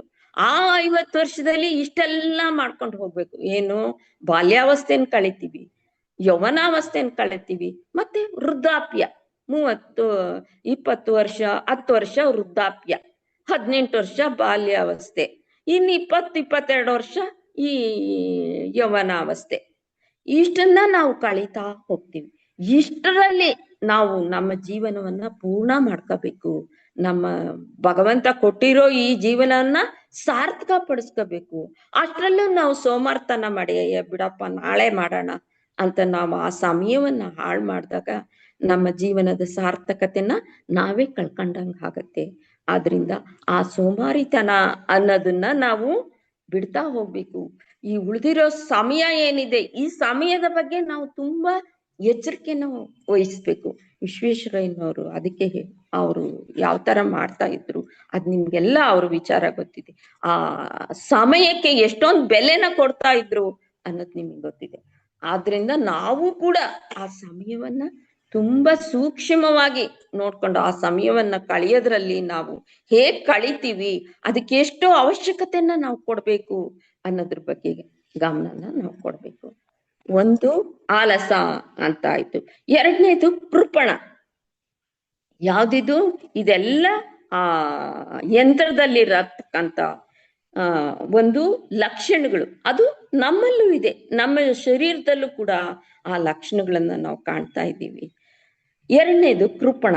ಕೃಪಣ ಅಂತಂದ್ರೆ ಏನಪ್ಪಾ ಅಂತಂದ್ರೆ ಕಾರ್ಪಣ್ಯ ದೋಷ ಅಂತ ಹೇಳ್ತಾರೆ. ಕಾರ್ಪಣ್ಯ ದೋಷ ಅಂತಂದ್ರೆ ಯಾವಾಗ್ಲೂ ಯಾವ್ದಕ್ಕೂ ಭಯ ಪಡೋದು. ನೀನ್ ಯಾವ ಕೆಲ್ಸ ಮಾಡಕ್ ಹೋದ್ರು, ಅಯ್ಯೋ ಇಲ್ಲಪ್ಪ ಈ ಕೆಲ್ಸ ಮಾಡಕ್ ಹೋದ್ರೆ ಇನ್ನೇನೋ ಆಗ್ಬಿಟ್ರೆ ಏನ್ ಮಾಡೋದು, ಇದನ್ ಮಾಡೋದ್ ಬೇಡ, ಹಾಗೆ ಇದ್ಬಿಡೋಣ ಅಂತ ಅಂದ್ಬಿಟ್ಟು ಪ್ರತಿಯೊಂದಕ್ಕೂ ಮುಂದೆ ಹೋಗೋದೇ ಇಲ್ಲ. ಯಾವ ಕೆಲ್ಸ ಮಾಡಕ್ ಹೋದ್ರು ಭಯ ಭಯ ಭಯ ಅಂತ ಹಿಂದುಳಿತಾ ಇರೋದು. ಆ ಹಿಂದುಳಿಯೋದನ್ನ ಬಿಡ್ಬೇಕು. ಧೈರ್ಯಂ ಸರ್ವತ್ರ ಸಾಧನಂ ಅನ್ನೋ ಉಕ್ತಿ ಅವನಿಗೆ ಗೊತ್ತೇ ಇರಲ್ಲ. ಆ ಕಾರ್ಪಣ್ಯ ಅನ್ನೋ ಯಾವ ವ್ಯಕ್ತಿ ಇದನ್ನೋ ಅವನಿಗೆ ಧೈರ್ಯಂ ಸರ್ವತ್ರ ಸಾಧನಂ, ನಾನ್ ಧೈರ್ಯವಾಗಿ ಮುನ್ನುಗ್ಬೇಕು, ಆ ಕೆಲ್ಸ ನಾನ್ ಮಾಡೇ ಮಾಡ್ತೀನಿ ಅಂತ ಮುನ್ನುಗ್ದಾಗ ಆ ಕೆಲ್ಸ ನಡೆಯುತ್ತೆ ಅನ್ನೋ ಒಂದು ಉತ್ಸಾಹ ಇಲ್ದಿರ ಯಾವಾಗ್ಲೂ ಭಯ ಭಯ ಭಯ, ಅದ್ರಲ್ಲೇ ತನ್ನ ಜೀವನವನ್ನ ಹಾಳು ಮಾಡ್ಕತಾನೆ. ಆದ್ರಿಂದ ಆ ಕಾರ್ಪಣ್ಯ ದೋಷವನ್ನ ನಾವು ಕಳ್ಕಬೇಕು ಅಂತ ಅಂದ್ಬಿಟ್ಟಿದೆ. ಈ ಮೂರನೇದು ನಿದ್ರಾ. ಇದು ಎಂತದಪ್ಪ ಅಂತಂದ್ರೆ ಇದು ತಮೋಗುಣದಿಂದ ಕೂಡಿರ್ತಕ್ಕಂಥದ್ದು ಈ ನಿದ್ರಾ ಅನ್ನೋದು. ಈ ನಿದ್ದೆ ಒಳಗೆ ನಾವು ಕಾಲ ಕಳೆದ್ ಬಿಡ್ತೀವಿ. ತಾಳಪ್ಪ ಸ್ವಲ್ಪ ನಾನ್ ನಿದ್ದೆ ಮಾಡ್ಬೇಕು, ಏನೋ ಒಂದ್ ದೊಡ್ಡ ಕೆಲ್ಸ ಇರುತ್ತೆ, ಆದ್ರೆ ಇಲ್ಲಪ್ಪ ನಂಗೆ ನಿದ್ದೆ ಬರ್ತಾ ಇದೆ, ನಾನ್ ನಿದ್ದೆ ಮಾಡ್ಬಿಟ್ಟು ಆಮೇಲೆ ಆ ಕೆಲ್ಸ ಮಾಡ್ತೀನಿ ಅಂತ ಅಂದ್ಬಿಟ್ಟು ಆ ನಿದ್ದೆ ಒಳಗೆ ನಾವು ಕಾಲನ್ನ ಕಳಿತೀವಿ. ಆ ಕಳೆದಾಗ ನಾವೇನಾಗತ್ತೆ, ಕಾಲದ ಬೆಲೆ ಗೊತ್ತಿಲ್ದಿರ ಆ ಸಮಯ ಅನ್ನೋದು ಕಳೆದೋಗ್ಬಿಟ್ಟಿರುತ್ತೆ. ನಮ್ ಜೀವನದಲ್ಲಿ ಸಮಯವನ್ನ ನಾವು ಹಾಳು ಮಾಡ್ಕೊಂಡ್ಬಿಟ್ಟಿರ್ತೀವಿ. ತಂದ್ರ ಅಂತ ಅಂದ್ರೆ ಬೇಜವಾಬ್ದಾರಿ ಅಂತ ಹೇಳ್ತಾರೆ. ತಂದ್ರ ಅಂತಂದ್ರೆ ಬೇಜವಾಬ್ದಾರಿ ಅಂದ್ರೆ ನಾವ್ ಯಾವುದೇ ಕೆಲ್ಸ ಮಾಡಕ್ ಹೋದ್ರು ನಾವು ಆ ಜವಾಬ್ದಾರಿಯುತವಾಗಿ ನಾವು ಕೆಲ್ಸ ಮಾಡ್ಬೇಕು. ಅಂತಂದ್ರೆ ಆ ಕೆಲಸದ ಮೇಲೆ ನಮ್ಗೆ ಅಷ್ಟು ಒಂದು ಹ್ಮ್, ಇದಿರ್ಬೇಕು. ನಮ್ಮ ದೃಷ್ಟಿ ಅನ್ನೋದು ಆ ಕೆಲ್ಸದ ಮೇಲೆ ಇರ್ಬೇಕು. ಜವಾಬ್ದಾರಿಯಿಂದ ಈ ಕೆಲಸ ಯಾರಾದ್ರೂ ಒಪ್ಸಿದಾರೆ, ಅಥವಾ ನಾನೇ ನಮ್ಮ ಮನೇಲಿ ಏನೋ ಕೆಲಸ ಮಾಡ್ತಿದ್ದೀನಿ ಅಂದ್ರೆ ಆ ಕೆಲಸ ನಾನ್ ಹೇಗ್ ಮಾಡ್ತಿದ್ದೀನಿ ಅನ್ನೋ ಒಂದು ದೃಷ್ಟಿಯಿಂದ ನಾವು ಮಾಡ್ತಾ ಹೋಗ್ಬೇಕು. ಅದನ್ನ ಬೇಜವಾಬ್ದಾರಿ ಪಟ್ಕೊಂಡು ಅಯ್ಯೋ ಆಯ್ತು ಬಿಡು ಮಾಡೋಣ, ಇದು ಹೀಗ್ ಮಾಡಿದ್ರಾಯ್ತು ಅಂತ ನಾವು ಆ ಕೆಲಸವನ್ನ ಮಾಡೋ ರೀತಿಯನ್ನು ನಾವು ಕೆಡ್ಸಾಕ್ದಾಗ ಏನಾಗತ್ತೆ, ಬೇಜವಾಬ್ದಾರಿಯಿಂದ ಆ ಕೆಲಸ ಕೂಡ ಹಾಳಾಗತ್ತೆ. ಆದ್ರಿಂದ ಆ ಬೇಜವಾಬ್ದಾರಿ ಅನ್ನೋದನ್ನ ನಾವು ಬಿಡ್ಬೇಕು. ಆ ಬೇಜವಾಬ್ದಾರಿಯನ್ನು ಬಿಟ್ಟಾಗ ಆ ಕೆಲಸ ನೀಟಾಗಿ ಆಗತ್ತೆ ಅನ್ನೋದು ಇದು ಒಂದು ನಮ್ಮದಲ್ಲಿರ್ತಕ್ಕಂಥ ಒಂದು ದೋಷ, ಈ ಮನುಷ್ಯನಲ್ಲಿರ್ತಕ್ಕಂಥ ಒಂದು ದೋಷ, ಆ ಬೇಜವಾಬ್ದಾರಿ ಬಿಡೋದು. ಇನ್ನು ಮುಂದಿಂದು ಪ್ರಮೀಳ ಅಂತ ಹೇಳ್ತಾರೆ. ಪ್ರಮೀಳ ಅಂತಂದ್ರೆ ಏನಪ್ಪಾ ಅಂತಂದ್ರೆ ನಾಚಿಕೆ ಅಂತ ಹೇಳ್ತಾರೆ. ನಾಚಿಕೆ ಅನ್ನೋದು ಮನುಷ್ಯನ್ಗೆ ಇರ್ಬೇಕು, ಆದ್ರೆ ಎಷ್ಟು ಬೇಕೋ ಅಷ್ಟೇ ಇರ್ಬೇಕು. ಎಲ್ಲದಕ್ಕೂ ನಾವು ನಾಚಿಕೆ ತೋರಿಸ್ತಾ ಹೋದ್ರೆ, ಇವಾಗ ನಮ್ಮಲ್ಲಿ ಯಾವ್ದೋ ಒಂದು ಒಳ್ಳೆ ಬುದ್ಧಿಶಕ್ತಿ ಇದೆ, ನಮ್ಗೆ ಒಳ್ಳೆ ಬುದ್ಧಿಶಕ್ತಿ ಇದೆ, ಅದನ್ನ ನಾವು ಹೊರಗ್ ತೋರಿಸ್ಬೇಕು. ಹೊರಗಿನ ಜಗತ್ತಿಗೆ ನಮ್ಮ ಬುದ್ಧಿನ ತೋರ್ಸ್ಕೋಬೇಕು. ಆ ತೋರ್ಸ್ಕೊಳವಾಗ್ಲೂ ನಾವು ಈ ನಾಚಿಕೆನ ವ್ಯಕ್ತಪಡಿಸಿದ್ರೆ ಏನಾಗತ್ತೆ, ಅದನ್ನ ತೋರ್ಸ್ಕೊಳಕ್ ಆಗಲ್ಲ. ನಾವು ನಮ್ಮ ಶಕ್ತಿನ, ನಮ್ಮ ಬುದ್ಧಿಶಕ್ತಿನ, ನಮ್ಮ ಮೆರಿಟ್ ಅನ್ನ ತೋರ್ಸಕ್ ಆಗಲ್ಲ. ಹಾಗೇನಾಗುತ್ತೆ, ನಮ್ಮ ಬುದ್ಧಿ ಅನ್ನೋದು ಒಳಗಡೆನೆ ಕರ್ಗೋಗುತ್ತೆ. ನಮ್ಮ ಮೆರಿಟ್ ಏನಿದೆ ಅದು ಒಳಗಡೆನೆ ಹೊಟ್ಟೋಗುತ್ತೆ, ಅದು ಹೊರಕ್ಕೆ ಬರದೇ ಇಲ್ಲ. ಅದು ಹೊರಕ್ಕೆ ಬಂದು 4 ಜನಕ್ಕೆ ಅದು ಅನುಕೂಲ ಆದ್ರೆ ಅದರಿಂದ ಪ್ರಯೋಜನ ಆಗತ್ತೆ. ಆದ್ರಿಂದ ಅದನ್ನ ನಾಚಿಕೆ ಪಟ್ಕೊಂಡು ನಾವು ಹೇಳ್ದೆ ಹೋದಾಗ ಏನಾಗುತ್ತೆ, ಅದ್ ನಮ್ಮಲ್ಲೇ ಕಮರಿ ಹೋಗುತ್ತೆ. ಈಗ ಯಾರಿಗೋ ಒಳ್ಳೆ ಮೆರಿಟ್ ಇದೆ ಒಬ್ಬ ವ್ಯಕ್ತಿಗೆ, ಅವನ್ನೇನ್ ಮಾಡ್ತಾರೆ, ಒಂದು ಪ್ರಾಜೆಕ್ಟ್ ಕೊಡ್ತಾರೆ ಅವನ್ಗೆ.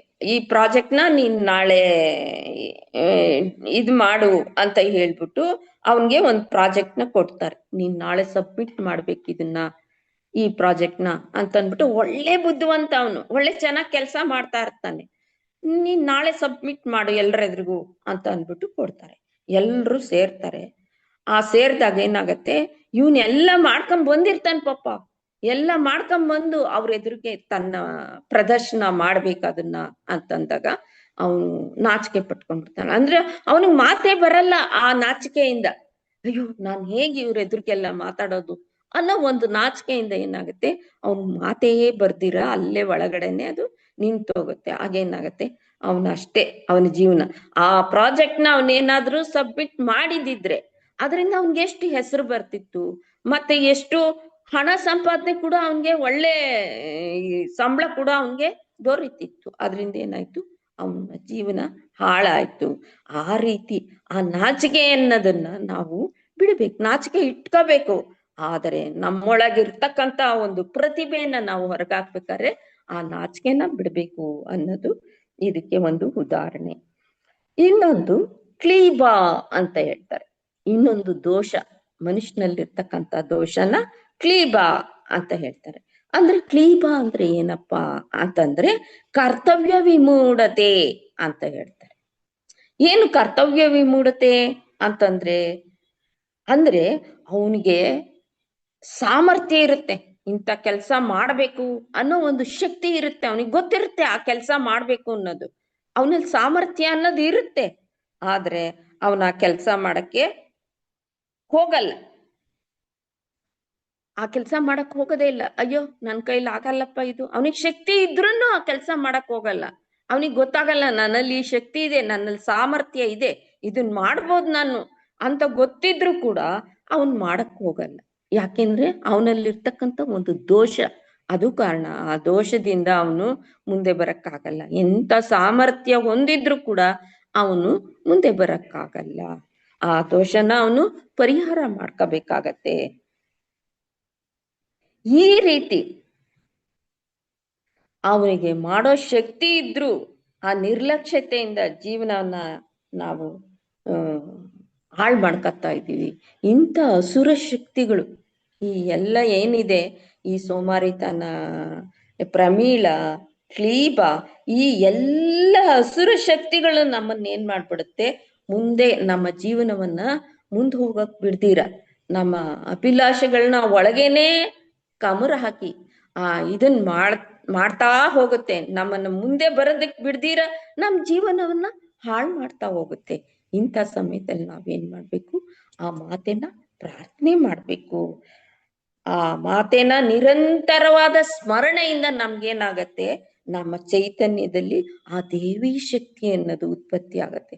ಯಾವಾಗ ನಮ್ಮಲ್ಲಿ ಆ ದೈವಿ ಶಕ್ತಿ ಅನ್ನೋದು ಉತ್ಪತ್ತಿ ಆಗತ್ತೋ ನಮ್ಮಲ್ಲಿರೋ ಈ ದೋಷಗಳೆಲ್ಲ ಪರಿಹಾರ ಆಗ್ತಾ ಹೋಗುತ್ತೆ ಅಂತ ಅಂದ್ಬಿಟ್ಟು ಈ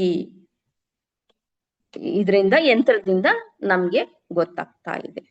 ಆ ಯಂತ್ರ ಹಾಕಿದ ತಕ್ಷಣ ಹೇಗೆ ಆ ಸೈನ್ಯದಲ್ಲಿ ಒಂದು ನಿರಾಸಕ್ತಿ ನಿಶಕ್ತಿ ಪ್ರಾರಂಭವಾಯ್ತು, ಅದೇ ತರ ನಮ್ಮಲ್ಲೂ ಕೂಡ ಇದೆ ಆ ಶಕ್ತಿಗಳು, ಆ ದುಷ್ಟಶಕ್ತಿಗಳು. ಅದನ್ನ ನಾವು ಹೋಗ್ಲಾಡಿಸ್ಬೇಕಾರೆ ಆ ಮಾತನ್ನು ನಿರಂತರ ನಾವು ಪ್ರಾರ್ಥನೆ ಮಾಡೋದ್ರ ಮೂಲಕ, ನಾವು ಆ ಧ್ಯಾನ ಮಾಡೋದ್ರ ಮೂಲಕ ಆ ಶಕ್ತಿನ ಮತ್ತೆ ನಾವು ಈ ಚೈತನ್ಯಕ್ಕೆ ತಗೋಬಹುದು ಅಂದ್ಬಿಟ್ಟು ಈ ಯಂತ್ರದ ಉದಾಹರಣೆಯನ್ನ ಇಲ್ಲಿ ತಿಳಿಸಿದ್ದಾರೆ. ಈಗ ಮತ್ತೆ ಆದ ಬರೋಣ, ಶಿವಶಕ್ತಿಯರ ವೀಕ್ಷಣಾ ಸ್ಪಂದನದಿಂದ, ಅಂದ್ರೆ ಗಣೇಶ ಹೇಗುಡ್ತಾ ಆ ಶಿವಶಕ್ತಿಯರ ವೀಕ್ಷಣಾ ಸ್ಪಂದನದಿಂದ, ಸ್ಪಂದನ ಮತ್ತು ಪ್ರತಿಸ್ಪಂದನ ಇವುಗಳ ಮೂಲಕ ಏನಾಗತ್ತೆ, ಆ ಗಣೇಶ ಅನ್ನೋನು ಪ್ರತ್ಯಕ್ಷ ಆಗ್ತಾನೆ. ಆ ಪ್ರತ್ಯಕ್ಷ ಆಗ್ಬಿಟ್ಟು ಬಂದು ಏನ್ ಹೇಳ್ತಾನೆ, ಮಾತೆ ಮುಂದೆ ನಿಂತ್ಕೊಂಡು ಅಮ್ಮ ಏನ್ ಬೇಕು ಹೇಳಿ, ನೀವು ನನ್ನನ್ನ ಯಾತಕ್ಕೋಸ್ಕರ ಇಲ್ಲಿ ಕರ್ಸಿದ್ದೀರಾ ಅಂತ ಹೇಳಿ, ನಿಮ್ಮ ಇದನ್ನೆಲ್ಲ ನಾನು ಪರಿಹಾರ ಮಾಡ್ತೀನಿ ಅಂತ ಕೇಳಿದಾಗ ಆ ಮಾತೆ ಇದನ್ನೆಲ್ಲ ಹೇಳ್ತಾಳೆ. ಆಗ ಗಣೇಶ ಆ ಆ ಯಂತ್ರವನ್ನ ಪುಡಿ ಪುಡಿ ಮಾಡಿದಾಗ ಏನಾಗುತ್ತೆ, ಆ ಸೈನ್ಯದಲ್ಲಿ ಮತ್ತೆ ಚೈತನ್ಯ ಅನ್ನೋದು ಹುಟ್ಟುತ್ತೆ. ಯಾವಾಗ ಈ ಗಣೇಶ ಆ ಯಂತ್ರನ ಪುಡಿ ಪುಡಿ ಮಾಡ್ತಾನೋ ಅದನ್ನ ಯಾರು ನೋಡ್ತಾರೆ, ಬಂಡಾಸುರ ಅನ್ನೋನು ವೀಕ್ಷಿಸ್ತಾನೆ. ಆ ಕುಟಿಲ ಬಂಡಾಸುರನ ಸೇನಾಧಿಪತಿ ತಾನೇ ಆ ಯಂತ್ರ ಮಾಡಿ ವಿಘ್ನ ಶಿಲಾ ಯಂತ್ರವನ್ನ ಅಲ್ಲಿ ತಂದು ಹಾಕಿರ್ತಾನೆ. ಅವನ್ ನೋಡ್ತಾನೆ, ಓ ಈ ಗಣೇಶ ಬಂದು ಈ ಯಂತ್ರನ ಪುಡಿ ಪುಡಿ ಮಾಡ್ದ, ಮತ್ತೆ ನಮ್ಗೆ ಹಿನ್ನಡೆ ಪ್ರಾರಂಭ ಆಯ್ತು, ಈ ಗಣೇಶನ್ನೇ ಹೇಗಾದ್ರೂ ಮಾಡಿ ಸಂಹಾರ ಮಾಡ್ಬೇಕು, ಈ ಗಣೇಶನ್ನೇ ಸಂಹಾರ ಮಾಡ್ಬಿಡೋಣ ಅಂತ ಅಂದ್ಬಿಟ್ಟು ಏನ್ ಮಾಡ್ತಾನೆ, ಯುದ್ಧಕ್ಕೆ ಶುರು ಮಾಡ್ಕತಾನೆ. ಅವನು ಹೇಗೆ ಶುರು ಮಾಡ್ತಾನೆ ಯುದ್ಧನ ಅಂತಂದ್ರೆ, ಅವನೇನ್ ಮಾಡ್ತಾನೆ, ಅವನು ತನ್ನ ಶಕ್ತಿನೆಲ್ಲ ಪ್ರಯೋಗ ಮಾಡ್ಬಿಟ್ಟು ಈ ಒಂದು ಮೂರ್ತಿನ ರೆಡಿ ಮಾಡ್ತಾನೆ, ಒಬ್ಬ ಮೂರ್ತಿಯನ್ನ ರೆಡಿ ಮಾಡ್ತಾನೆ. ಹೇಗ್ ಮಾಡ್ತಾನಪ್ಪ, ಹೇಗಿರ್ತಾನಪ್ಪ ಅವನು, ಆ ರಾಕ್ಷಸ ಅವತಾರ ಹೇಗಿರುತ್ತಪ್ಪ ಅಂತಂದ್ರೆ, ಮೈ ತುಂಬಾ ಎಲ್ಲ ಕೂದಲುಗಳು ತುಂಬಿರುತ್ತಂತೆ. ರಾಕ್ಷಸಾವತಾರ ನೋಡಿದ್ರೇನೆ ಒಂದು ಭಯ ಪಟ್ಕೋಬೇಕು, ಆ ರೀತಿಯಲ್ಲಿರ್ತಕ್ಕಂತ ಒಬ್ಬ ವ್ಯಕ್ತಿಯನ್ನ ಈ ಕುಟಿಲ ಅನ್ನೋನು ಸೃಷ್ಟಿ ಮಾಡ್ತಾನೆ. ತಕ್ಷಣ ಅಲ್ಲಿ ತನ್ನ ಶಕ್ತಿ ಮೂಲಕ ಆ ವ್ಯಕ್ತಿನ ಸೃಷ್ಟಿ ಮಾಡ್ತಾನೆ. ಅವನ ಹೆಸರೇನಪ್ಪ ಅಂತಂದ್ರೆ ಮದಗಜ ಅಂತ ಇರುತ್ತೆ. ಅವನ್ಗೆ ಹೇಳ್ತಾನೆ, ಆ ಮದಗಜನನ್ನ ಕರೆದ್ಬಿಟ್ಟು ಹೇಳ್ತಾನೆ, ನಾನು ನಿನ್ನನ್ನ ಯಾತಕ್ ಸೃಷ್ಟಿ ಮಾಡಿದ್ದೀನಿ ಅಂತ ಅಂದ್ರೆ, ನಾನು ಹಾಕಿದಂತ ಆ ಯಂತ್ರವನ್ನ ಪುಡಿ ಪುಡಿ ಮಾಡಿರೋ ಆ ಗಜಾನನ ಅನ್ನೋ ಇದನ್ನಲ್ಲ, ಅವನನ್ನ ಮತ್ತು ಅವನ ಸೈನಿಕರನ್ನ ನೀನು ಪರಿವಾರದ ಸೇರ್ಕೊಂಡು ಅವ್ರನ್ನೆಲ್ಲ ನೀನು ಸಂಹಾರ ಮಾಡ್ಬೇಕು ಅಂತ ಹೇಳ್ಬಿಟ್ಟು ಹೇಳ್ತಾನೆ ಆ ಮದಗಜನ್ಗೆ ಹೇಳ್ದಾಗ, ಆ ಹೇಳಿದಾಗ ಏನ್ ಮಾಡ್ತಾನೆ, ಮದಗಜ ತನ್ನ ಪರಿವಾರವನ್ನೆಲ್ಲ ಕರ್ಕೊಂಡು ಯುದ್ಧಕ್ಕೆ ಬರ್ತಾನೆ. ಅಲ್ಲೇ ಪರಿವಾರ ಅನ್ನೋದು ಅವನಿಂದ ಮತ್ತೆ ಸ್ಟಾರ್ಟ್ ಆಗತ್ತೆ. ಕೋಟಿ ಮದಗಜಗಳು ಸೃಷ್ಟಿ ಆಗ್ಬಿಡ್ತಾರೆ. ಅವರು ಮೈ ತುಂಬಾ ಏನು ಎಲ್ಲ ಕೂದಲುಗಳು ತುಂಬಿರುತ್ತೆ. ರಾಕ್ಷಸತ್ವ ಅವ್ರನ್ನ ನೋಡಿದ್ರೆ ಈ ಸೈನ್ಯ ಭಯ ಪಡ್ಬೇಕು. ಆ ಭಯ ಪಡೋ ರೀತಿಯಲ್ಲಿ ಅವರು ಯುದ್ಧಕ್ಕೆ ಸನ್ನದ್ಧರಾಗಿ ಬರ್ತಾರೆ. ಆಗ ಏನ್ ಮಾಡ್ತಾರೆ, ಈ ದೇವತೆಗಳ ಸೈನ್ಯ ಇರುತ್ತಲ್ಲ, ಮಾತೆಯ ಸೈನ್ಯ, ಅವ್ರ ಮೇಲೆ ಯುದ್ಧಕ್ಕೆ ಹೊರಡಕ್ಕೆ ಸಿದ್ಧರಾಗ್ತಾರೆ. ಆ ಸಿದ್ಧರಾದಾಗ ಗಜಾನನ ಹೇಳ್ತಾನೆ, ಅಂದ್ರೆ ಗಣಪ ಹೇಳ್ತಾನೆ, ಇಲ್ಲ ನೀವ್ ಯಾರು ಹೋರಾಡಕ್ ಹೋಗ್ಬೇಡಿ, ಅವನು ನನಗೋಸ್ಕರ ಸೃಷ್ಟಿಯಾಗಿದ್ದಾರೆ, ನನ್ನನ್ನ ಸಂಹಾರ ಮಾಡ್ಬೇಕು ಅನ್ನೋ ಕಾರಣಕ್ಕೆ ಸೃಷ್ಟಿಯಾಗಿರುವಾಗ ನಾನೇ ಅವ್ರನ್ನ ನೋಡ್ಕೋತೀನಿ, ನಾನು ಅವ್ರನ್ನ ಇದ್ ಮಾಡ್ತೀನಿ, ನೀವ್ ಯಾರು ಯುದ್ಧ ಮಾಡ್ಬೇಡಿ, ನಾನ್ ಮಾಡ್ತೀನಿ ಅಂತ ಅಂದ್ಬಿಟ್ಟು ಗಜಾನನ ಹೋಗಿ ಆ ಏನು ಮದಗಜಗಳ ಒಂದು ಗುಂಪಿರುತ್ತೋ ಆ ಗುಂಪಿನ ಮುಂದೆ ನಿಂತ್ಕೊಂಡು ಒಂದು ಮುಗುಳ್ ನಗುವನ್ನ ನಗ್ತಾನೆ. ಆ ನಗ್ದಾಗ ಏನಾಗತ್ತೆ, ಆ ನಗುವಿನ ಮೂಲಕ ಕೋಟ್ಯಾನುಕೋಟಿ 7 ಕೋಟಿ ಚಂದ ಚಂದದ ಬಣ್ಣ ಬಣ್ಣದ ಗಣಪತಿಗಳು ಸೃಷ್ಟಿ ಆಗ್ಬಿಡ್ತಾರಂತೆ ಅಲ್ಲಿ. 7 ಕೋಟಿ ಜನ ಆ ಆ ಗಣಪತಿಗಳು ಅಲ್ಲಿ ಸೃಷ್ಟಿ ಆಗ್ತಾರೆ. ಆ 7 ಕೋಟಿ ಗಣಪತಿ ಯಾರಪ್ಪ ಅಂತಂದ್ರೆ ಅವರು ವೇದ ಮಹಾಮಂತ್ರದಿಂದ ಕೂಡಿರ್ತಕ್ಕಂಥವ್ರು. ವೇದ ಮಹಾಮಂತ್ರದಿಂದ ಕೂಡಿರ್ತಕ್ಕಂಥ 7 ಕೋಟಿ ಗಣಪತಿಗಳು ಅಲ್ಲಿ ಸೃಷ್ಟಿ ಆಗ್ತಾರೆ. ಆ 7 ಕೋಟಿ ಮಹಾಮಂತ್ರವನ್ನ ಸೇರಿಸಿ ನಿರೂಪಗೊಂಡಿರೋ ಮೂರ್ತಿಯೇ ಈ ಗಣಪತಿ ಅನ್ನೋದು. ಅಂದ್ರೆ ಆ 7 ಕೋಟಿ ಮಹಾಮಂತ್ರಗಳಿಂದ ಆಗಿರ್ತಕ್ಕಂಥ ಈ ಗಣಪತಿಯಿಂದ ಆ 7 ಕೋಟಿ ಗಣಪತಿಗಳು ಹೊರಗ್ ಬರ್ತಾರೆ. ಆ ಬಂದಾಗ ಏನಾಗತ್ತೆ, ಇಬ್ರಿಗೂ ಯುದ್ಧ ಶುರುವಾಗತ್ತೆ. ಆ ಯುದ್ಧ ಶುರುವಾದಾಗ ಆ ಯುದ್ಧದಲ್ಲಿ ಗಣಪತಿಯ ಸೈನ್ಯ ಜಯವನ್ನ ಗಳಿಸುತ್ತೆ. ಅಂದ್ರೆ ಆ ಬಂಡಾಸುರನ ಸೈನ್ಯವನ್ನ, ಆ ಕುಟಿಲನ ಸೈನ್ಯ ಮತ್ತು ಬಂಡಾಸುರನ ಸೈನ್ಯವನ್ನ ಸಂಹಾರ ಮಾಡುತ್ತೆ. ಇವರು ಜಯಶೀಲರಾಗ್ತಾರೆ. ಆ ಜಯಶೀಲರಾಗಿ ಬಂದು ಅಮ್ಮನ ಮುಂದೆ ನಿಂತ್ಕೊತಾನೆ. ಏನು ಆ ಮದಗಜಗಳು ಇತ್ತೋ ಆ ಮದಗಜಗಳನ್ನೆಲ್ಲ ಸಂಹಾರ ಮಾಡಾಕ್ಬಿಟ್ಟು ಬಂದು ಅಮ್ಮನ ಮುಂದೆ ನಿಂತು ಕೈ ಜೋಡಿಸಿ ಬೇಡ್ಕತಾನೆ. ಅಮ್ಮ, ನಾನ್ ಬಂದ್ ಕೆಲ್ಸ ಮುಗೀತು, ಇನ್ನೇನ್ ಹೇಳು ಅಂದಾಗ ಅವಳು ತುಂಬಾ ಸಂತೋಷ ಭರಿತಳಾಗಿ ಪ್ರಹರ್ಷಿತ ಅಂತ ಇದೆ ನೋಡಿ ಇಲ್ಲಿ. ಆ ಪ್ರಹರ್ಷಿತ ಅಂತಂದ್ರೆ ಮುಖಾಲೋಕ ಕಲ್ಪಿತ ಶ್ರೀ ಗಣೇಶ್ವರ. ಪ್ರಹರ್ಷಿತ ಅಂತಂದ್ರೆ ಏನಪ್ಪಾ ಅಂತಂದ್ರೆ ತುಂಬಾ ಸಂತೋಷಕ್ಕಿನ್ನ ಅತಿಯ ಸಂತೋಷ. ಆ ಸಂತೋಷನ ಹೆಂಗ್ ಹೇಳ್ಬೇಕು ಅನ್ನೋದೇ ಗೊತ್ತಾಗಲ್ಲ, ಅಷ್ಟು ಸಂತೋಷವನ್ನ ಪ್ರಹರ್ಷಿತ ಅಂತ ಕರೀತಾರೆ. ಆ ಪ್ರಹರ್ಷಿತಳಾಗಿ ಮಾತೆ ಏನ್ ಮಾಡ್ತಾಳೆ, ಈ ಗಣಪತಿನ ಕಳಿಸ್ಕೊಡ್ತಾಳೆ. ನೀನ್ ಹೋಗಪ್ಪ, ಇಷ್ಟೇ ನಿನ್ ಕೆಲ್ಸ ಬಂದಿದ್ ಮುಗೀತು, ಅವನು ಯಂತ್ರ ಹಾಕಿದ್ದೆ ಅದನ್ನ ಪುಡಿ ಮಾಡಿದ್ಯಾ, ಎಲ್ಲ ಆಗಿದೆ, ನೀನು ಹೊರಡು ಅಂತ ಅಂದ್ಬಿಟ್ಟು ಆ ಗಣಪತಿನ ಕಳಿಸ್ಕೊಡ್ತಾಳೆ. ಈ ಗಣಪತಿ, ಈ ಮಾತೆಯ ಚಿರು ನಗುವಿನಿಂದ ಹುಟ್ಟಿದ ಈ ಗಣಪತಿ ಹೇಗಿರ್ತಾನಪ್ಪ ಅಂತಂದ್ರೆ ಸದಾ ಆನಂದದಾಯಕವಾಗಿರ್ತಾನೆ. ಯಾವಾಗ್ಲೂ ಅವನು ನಗ್ತಾನೆ ಇರ್ತಾನೆ.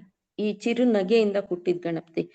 ಯಾರೇ ಆಗ್ಲಿ, ಈ ಮನುಷ್ಯ ತುಂಬಾ ದುಃಖದಿಂದ ತಲೆಣಿಸ್ತಾ ಇದ್ರು ಕೂಡ ಹೋಗಿ ಅವನ್ ಮುಂದೆ ನಿಂತ್ಕೊಂಡಾಗ ಆ ಗಣಪತಿಗೆ ಒಂದು ನಮಸ್ಕಾರ ಮಾಡಿದಾಗ ಏನಾಗತ್ತೆ, ಇವ್ರಿಗೆ ಆ ದುಃಖ ಅನ್ನೋದು ಕಮ್ಮಿಯಾಗಿ ಅವ್ರ ಮುಖದಲ್ಲೂ ಒಂದು ನಗು ಅನ್ನೋದನ್ನ ನಾವು ಕಾಣ್ತೀವಿ ಅಂತ. ಆ ಉಲ್ಲಾಸವಾಗಿರ್ತಕ್ಕಂಥ ಆ ಗಣಪತಿಯನ್ನ ನಾವು ನೋಡಿದಾಗ ಅಷ್ಟೊಂದು ಆನಂದ ಉತ್ಸಾಹ ನಮ್ಮಲ್ಲೂ ಉಂಟಾಗತ್ತೆ ಅಂತ ಅಂದ್ಬಿಟ್ಟು ಹೇಳ್ತಾರೆ.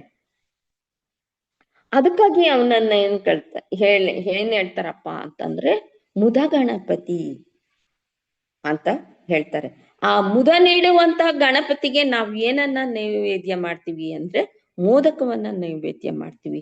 ಆ ಮೋದಕವನ್ನ ನಾವು ಅದನ್ನ ತಿಂದಾಗ ನಮ್ಮಲ್ಲೂ ಕೂಡ ಏನೋ ಒಂದು ರೀತಿಯ ಆ ಮುದವನ್ನ ನಮ್ಗೆ ಸಿಗುತ್ತೆ. ಆ ಮುದ ಅನ್ನೋದು ನಮಗೆ ಸಿಗುತ್ತೆ. ಈ ಗಣೇಶ ಅನ್ನೋನು ರಸ ಅಥವಾ ಹಾಸ್ಯ ಶಾಸ್ತ್ರಕ್ಕೆ ಅಂತಂದ್ರೆ ಹಾಸ್ಯ ರಸ ಅಂತ ಇದೆ. ಪ್ರತಿಯೊಂದು ನವರಸಗಳು ಅಂತ ನಾನು ಹಿಂದೆ ಆಗ್ಲೇ ವಿವರಿಸಿದ್ದೆ. ಈ ನವರಸಗಳಲ್ಲಿ ಹಾಸ್ಯ ರಸಕ್ಕೆ ಈ ಗಣಪತಿಯನ್ನು ಪ್ರಧಾನವಾದನು. ಅದಕ್ಕೆ ಅಧಿಪತಿ ಈ ಗಣೇಶ ಅನ್ನೋನು. ಹಾಗೇನೆ ಈ ಪ್ರಪಂಚವನ್ನ ನಡೆಸೋದಕ್ಕೆ 5 ಮಿಥುನ ದೇವತೆಗಳಿದ್ದಾರೆ.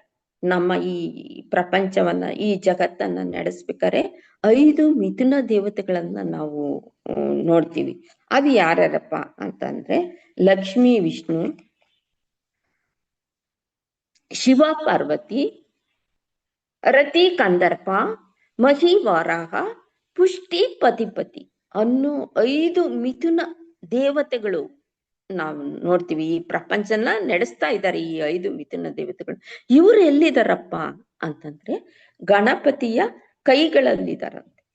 ಈ ಗಣಪತಿ ಅಂತ ನಾವು ಆಗ್ಲಿಂದ ಏನ್ ಹೇಳಿದ್ವು, ಆ ಗಣಪತಿಯ ಕೈಗಳಲ್ಲಿದಾರಂತೆ ಈ 10 ಜನ.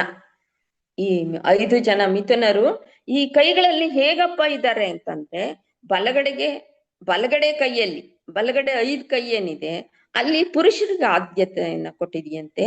ಆಮೇಲೆ ಎಡಗಡೆ ಕೈ 5 ಏನಿದೆ ಅಲ್ಲಿ ಸ್ತ್ರೀಯರಿಗೆ ಆದ್ಯತೆಯನ್ನು ಕೊಟ್ಟಿದೆ. ಅಂದ್ರೆ ಅವರ ಹೆಂಡತಿಯರಿಗೆ ಸ್ತ್ರೀಯರಿಗೆ ಆದ್ಯತೆಯನ್ನ ಕೊಟ್ಟಿದ್ದಾನೆ ಅಂತ ಅಂದ್ಬಿಟ್ಟು ಹೇಳ್ತಾರೆ. ಆದ್ರಿಂದ ಈ ಕೈ ಅನ್ನೋದು ತುಂಬಾ ಶ್ರೇಷ್ಠವಾದ್ದು.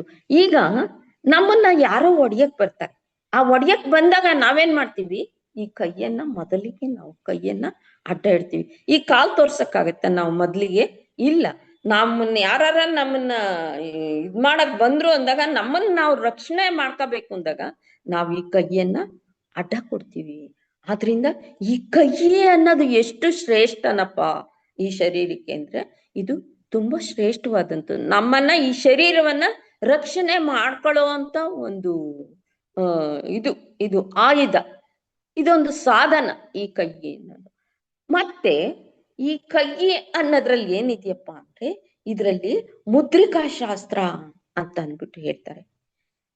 ಈ ಕೈನಲ್ಲಿ ಮುದ್ರಿಕಾ ಶಾಸ್ತ್ರ ಇದೆ ಅಂತ ಅಂದ್ಬಿಟ್ಟು ಹೇಳ್ತಾರೆ. ಈ ಮುದ್ರಿಕಾ ಶಾಸ್ತ್ರ ಅಂತಂದಾಗ ಒಂದೊಂದು ಬೆರಳಲ್ಲೂ ಒಂದೊಂದು ಮುದ್ರಿಕೆ ಇದೆಯಂತೆ. ಇವಾಗ ಹೇಗೆ 10 ಬೆರಳುಗಳಿದೆಯೋ 10 ಬೆರಳಲ್ಲೂ ಒಂದೊಂದು ಮುದ್ರಿಕೆ.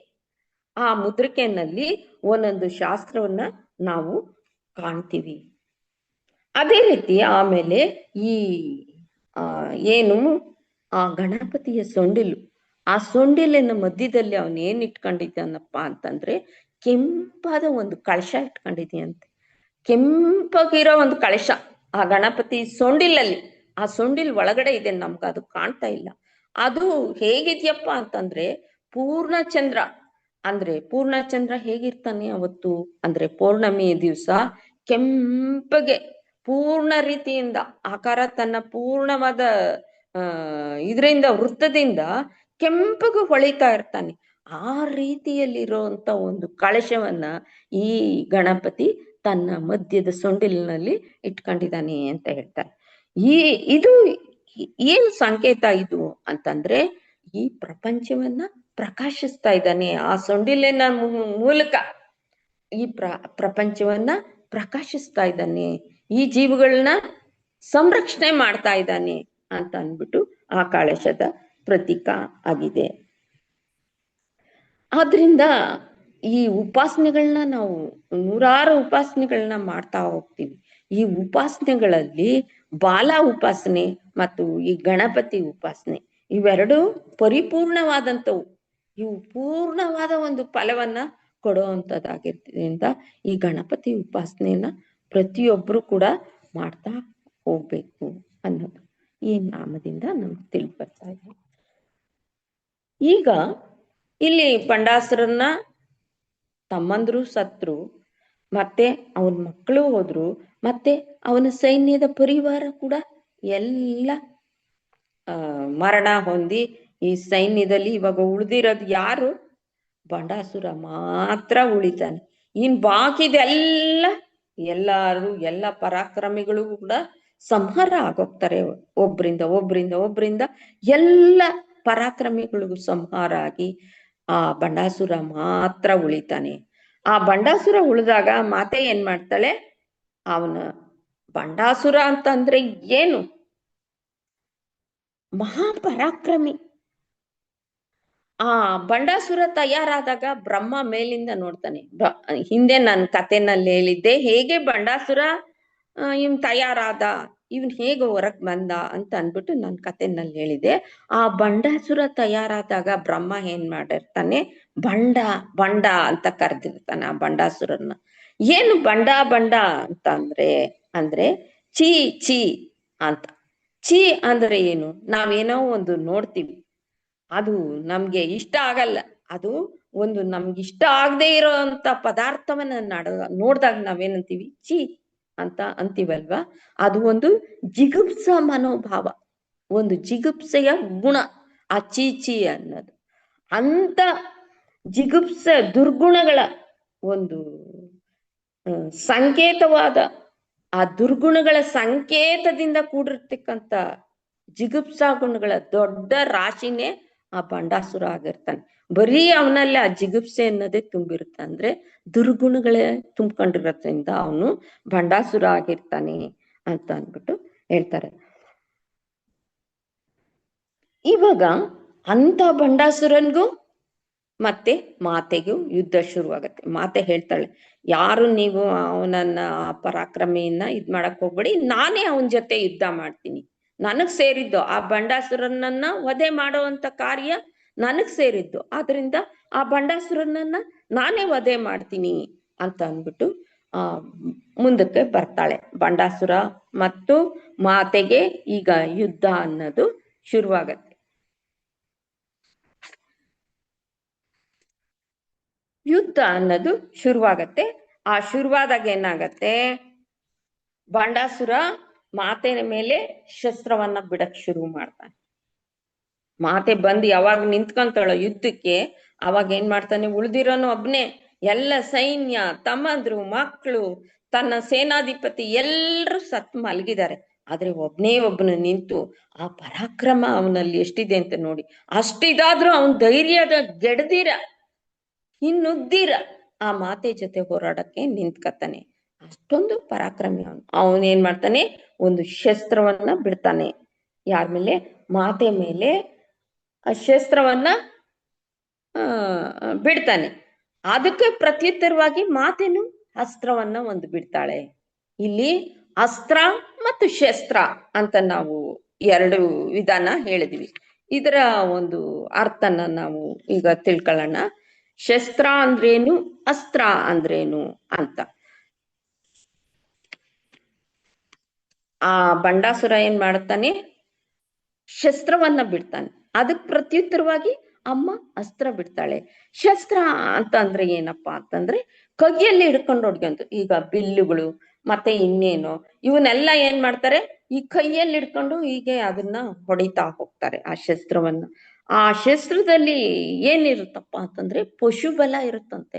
ಇವಾಗ ಹುಲಿ, ಸಿಂಹ, ಆನೆ ಇವಕ್ಕೆಲ್ಲ ಎಲ್ಲ ಎಷ್ಟು ಶಕ್ತಿ ಇರುತ್ತೋ ಅಷ್ಟು ಶಕ್ತಿಯನ್ನ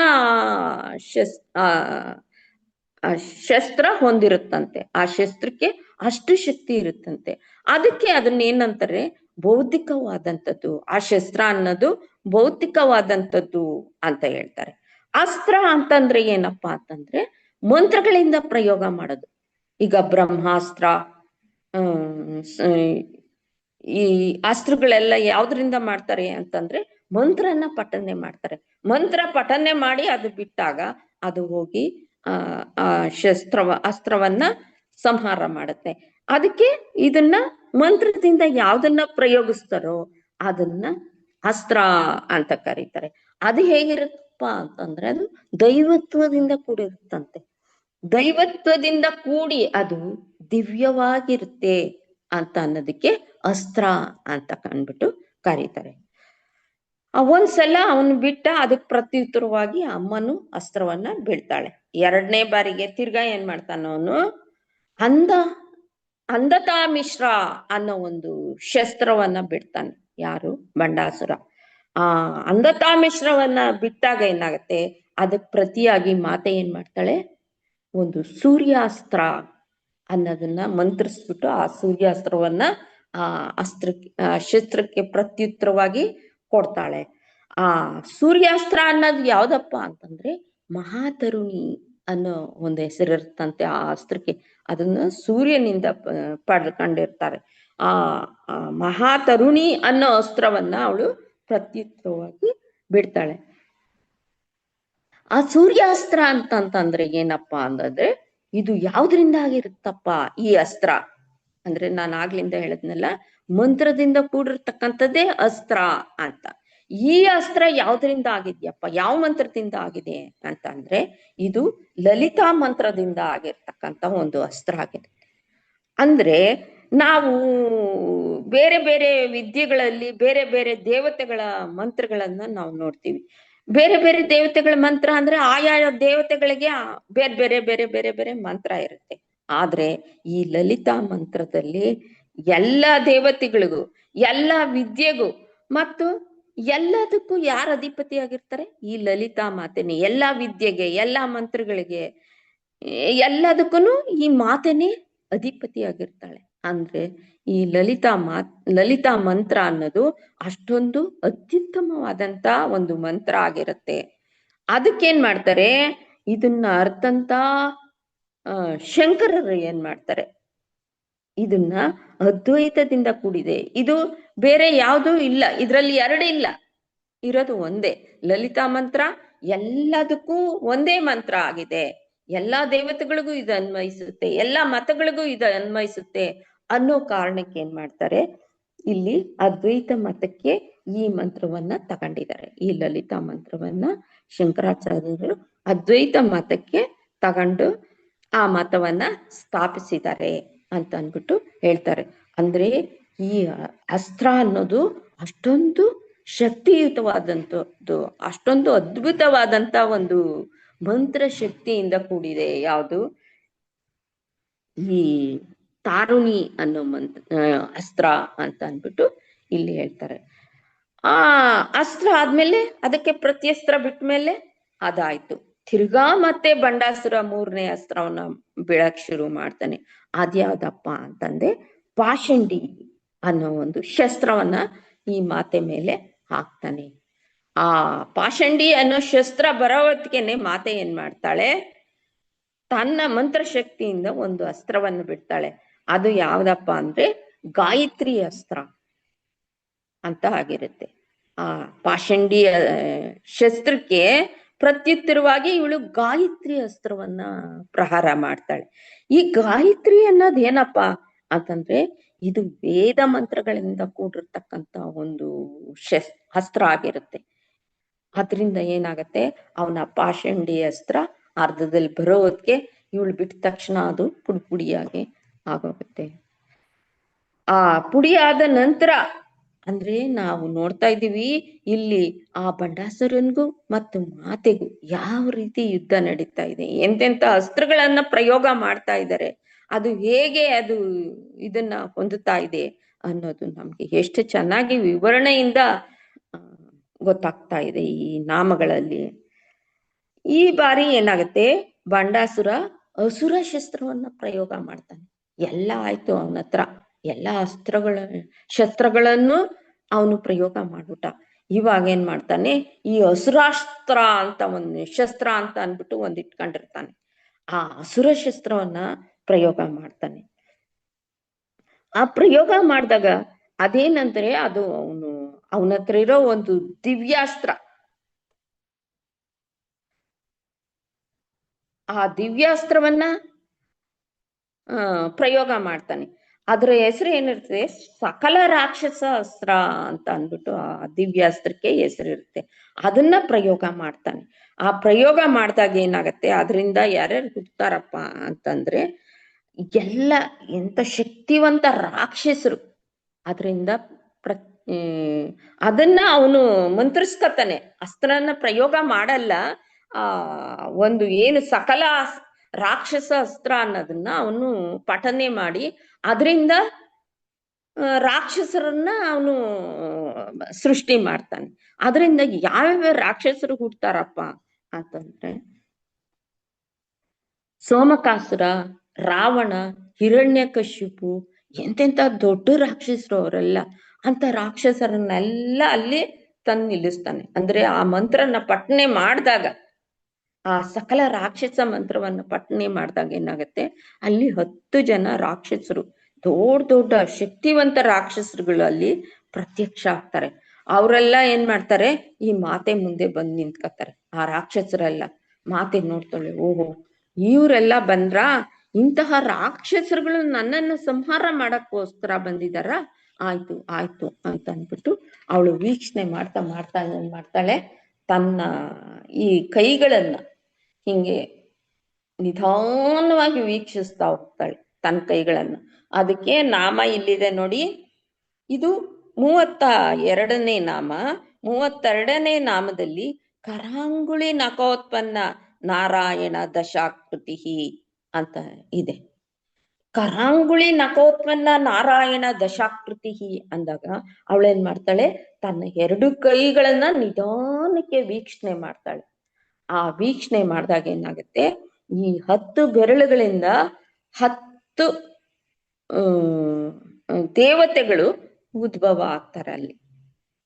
ಅಂದ್ರೆ ತಾನು ವೀಕ್ಷಣೆ ಮಾಡಿಸ್ತಕ್ಕಂತ ಆ 10 ಬೆರಳುಗಳಿಂದ 10 ಅವತಾರಗಳು ಹೊರಗ್ ಬರ್ತವೆ. ಅದನ್ನ ಏನಂತೀವಿ ನಾವು? ಆ 10 ಅವತಾರಗಳನ್ನ ದಶಾವತಾರ ಅಂತ ಕರಿತೀವಿ. ಅದನ್ನೇ ದಶವಿದ್ಯೆ ಅಂತ ಕೂಡ ನಾವು ಹೇಳ್ತೀವಿ. ಈ ವಿದ್ಯೆಗೆ ಅಧಿಪತಿ ಯಾರಪ್ಪ ಅಂತಂದ್ರೆ ನಾರಾಯಣ. ಈ ದಶವಿದ್ಯೆಗೆ ಅಧಿಪತಿ ನಾರಾಯಣ ಆಗಿರ್ತಾನೆ. ಈ ನಾರಾಯಣ ಅನ್ನೋನ್ ಯಾರು ಅಂದ್ರೆ ಅವನು ಸ್ಥಿತಿಕಾರಕ. ಸ್ಥಿತಿಕಾರಕ ಅಂದ್ರೆ ರಕ್ಷಣೆ ಮಾಡೋನು, ಎಲ್ರನ್ನು ರಕ್ಷಿಸೋನು ಅವನಾಗಿರ್ತಾನೆ. ಆ ನಾರಾಯಣ ಅನ್ನೋನು ಸ್ಥಿತಿಕಾರಕ ಆಗಿರ್ತಾನೆ. ಯಾವ ರೀತಿ ನಾವು ಈ ಕೈಗಳಿಂದ ನಮ್ಮನ್ನ ರಕ್ಷಿಸ್ಕೊಳ್ತೀವೋ ಆ ರೀತಿಯಲ್ಲಿ ಈ 10 ಬೆರಳುಗಳಲ್ಲೂ, ನಾನು ಆಗ್ಲೇ ಹೇಳ್ದೆ, 10 ಬೆರಳುಗಳಲ್ಲೂ 10 ಮುದ್ರಿಕೆಗಳಿದೆ ಅಂತ ಅಂದ್ಬಿಟ್ಟು ಹೇಳ್ದೆ. 10 ಮುದ್ರಿಕೆಗಳನ್ನ ನಾವು ಪ್ರಯೋಗ ಮಾಡ್ತಾ ಆ ಉಪಾಸನೆಯನ್ನ ನಾವು ಮುದ್ರಿಕಾ ಉಪಾಸನೆಯನ್ನ ನಾವು ಕಲ್ತಾಗ 10 ಬೆರಳುಗಳಿಂದ ನಾವು ಮುದ್ರಿಕಾ ಉಪಾಸನೆಯನ್ನು ಮಾಡಿದ್ರೆ ಆ ಮಾತೆನ ನಾವು ಹೋಲಿಸ್ಕೋಬಹುದು. ಆ ವಿದ್ಯೆ ಕೂಡ ನಮ್ಗೆ ತಿಳ್ಕೋಬೇಕು. ಆ ಉಪಾಸನಾ ವಿದ್ಯೆ ಕೂಡ ನಾವು ತಿಳ್ಕೊಂಡಾಗ ಆ ಮಾತೆನ ನಾವು ಸುಲಭವಾಗಿ ಉಪಾಸನೆ ಮಾಡ್ತೀವಿ.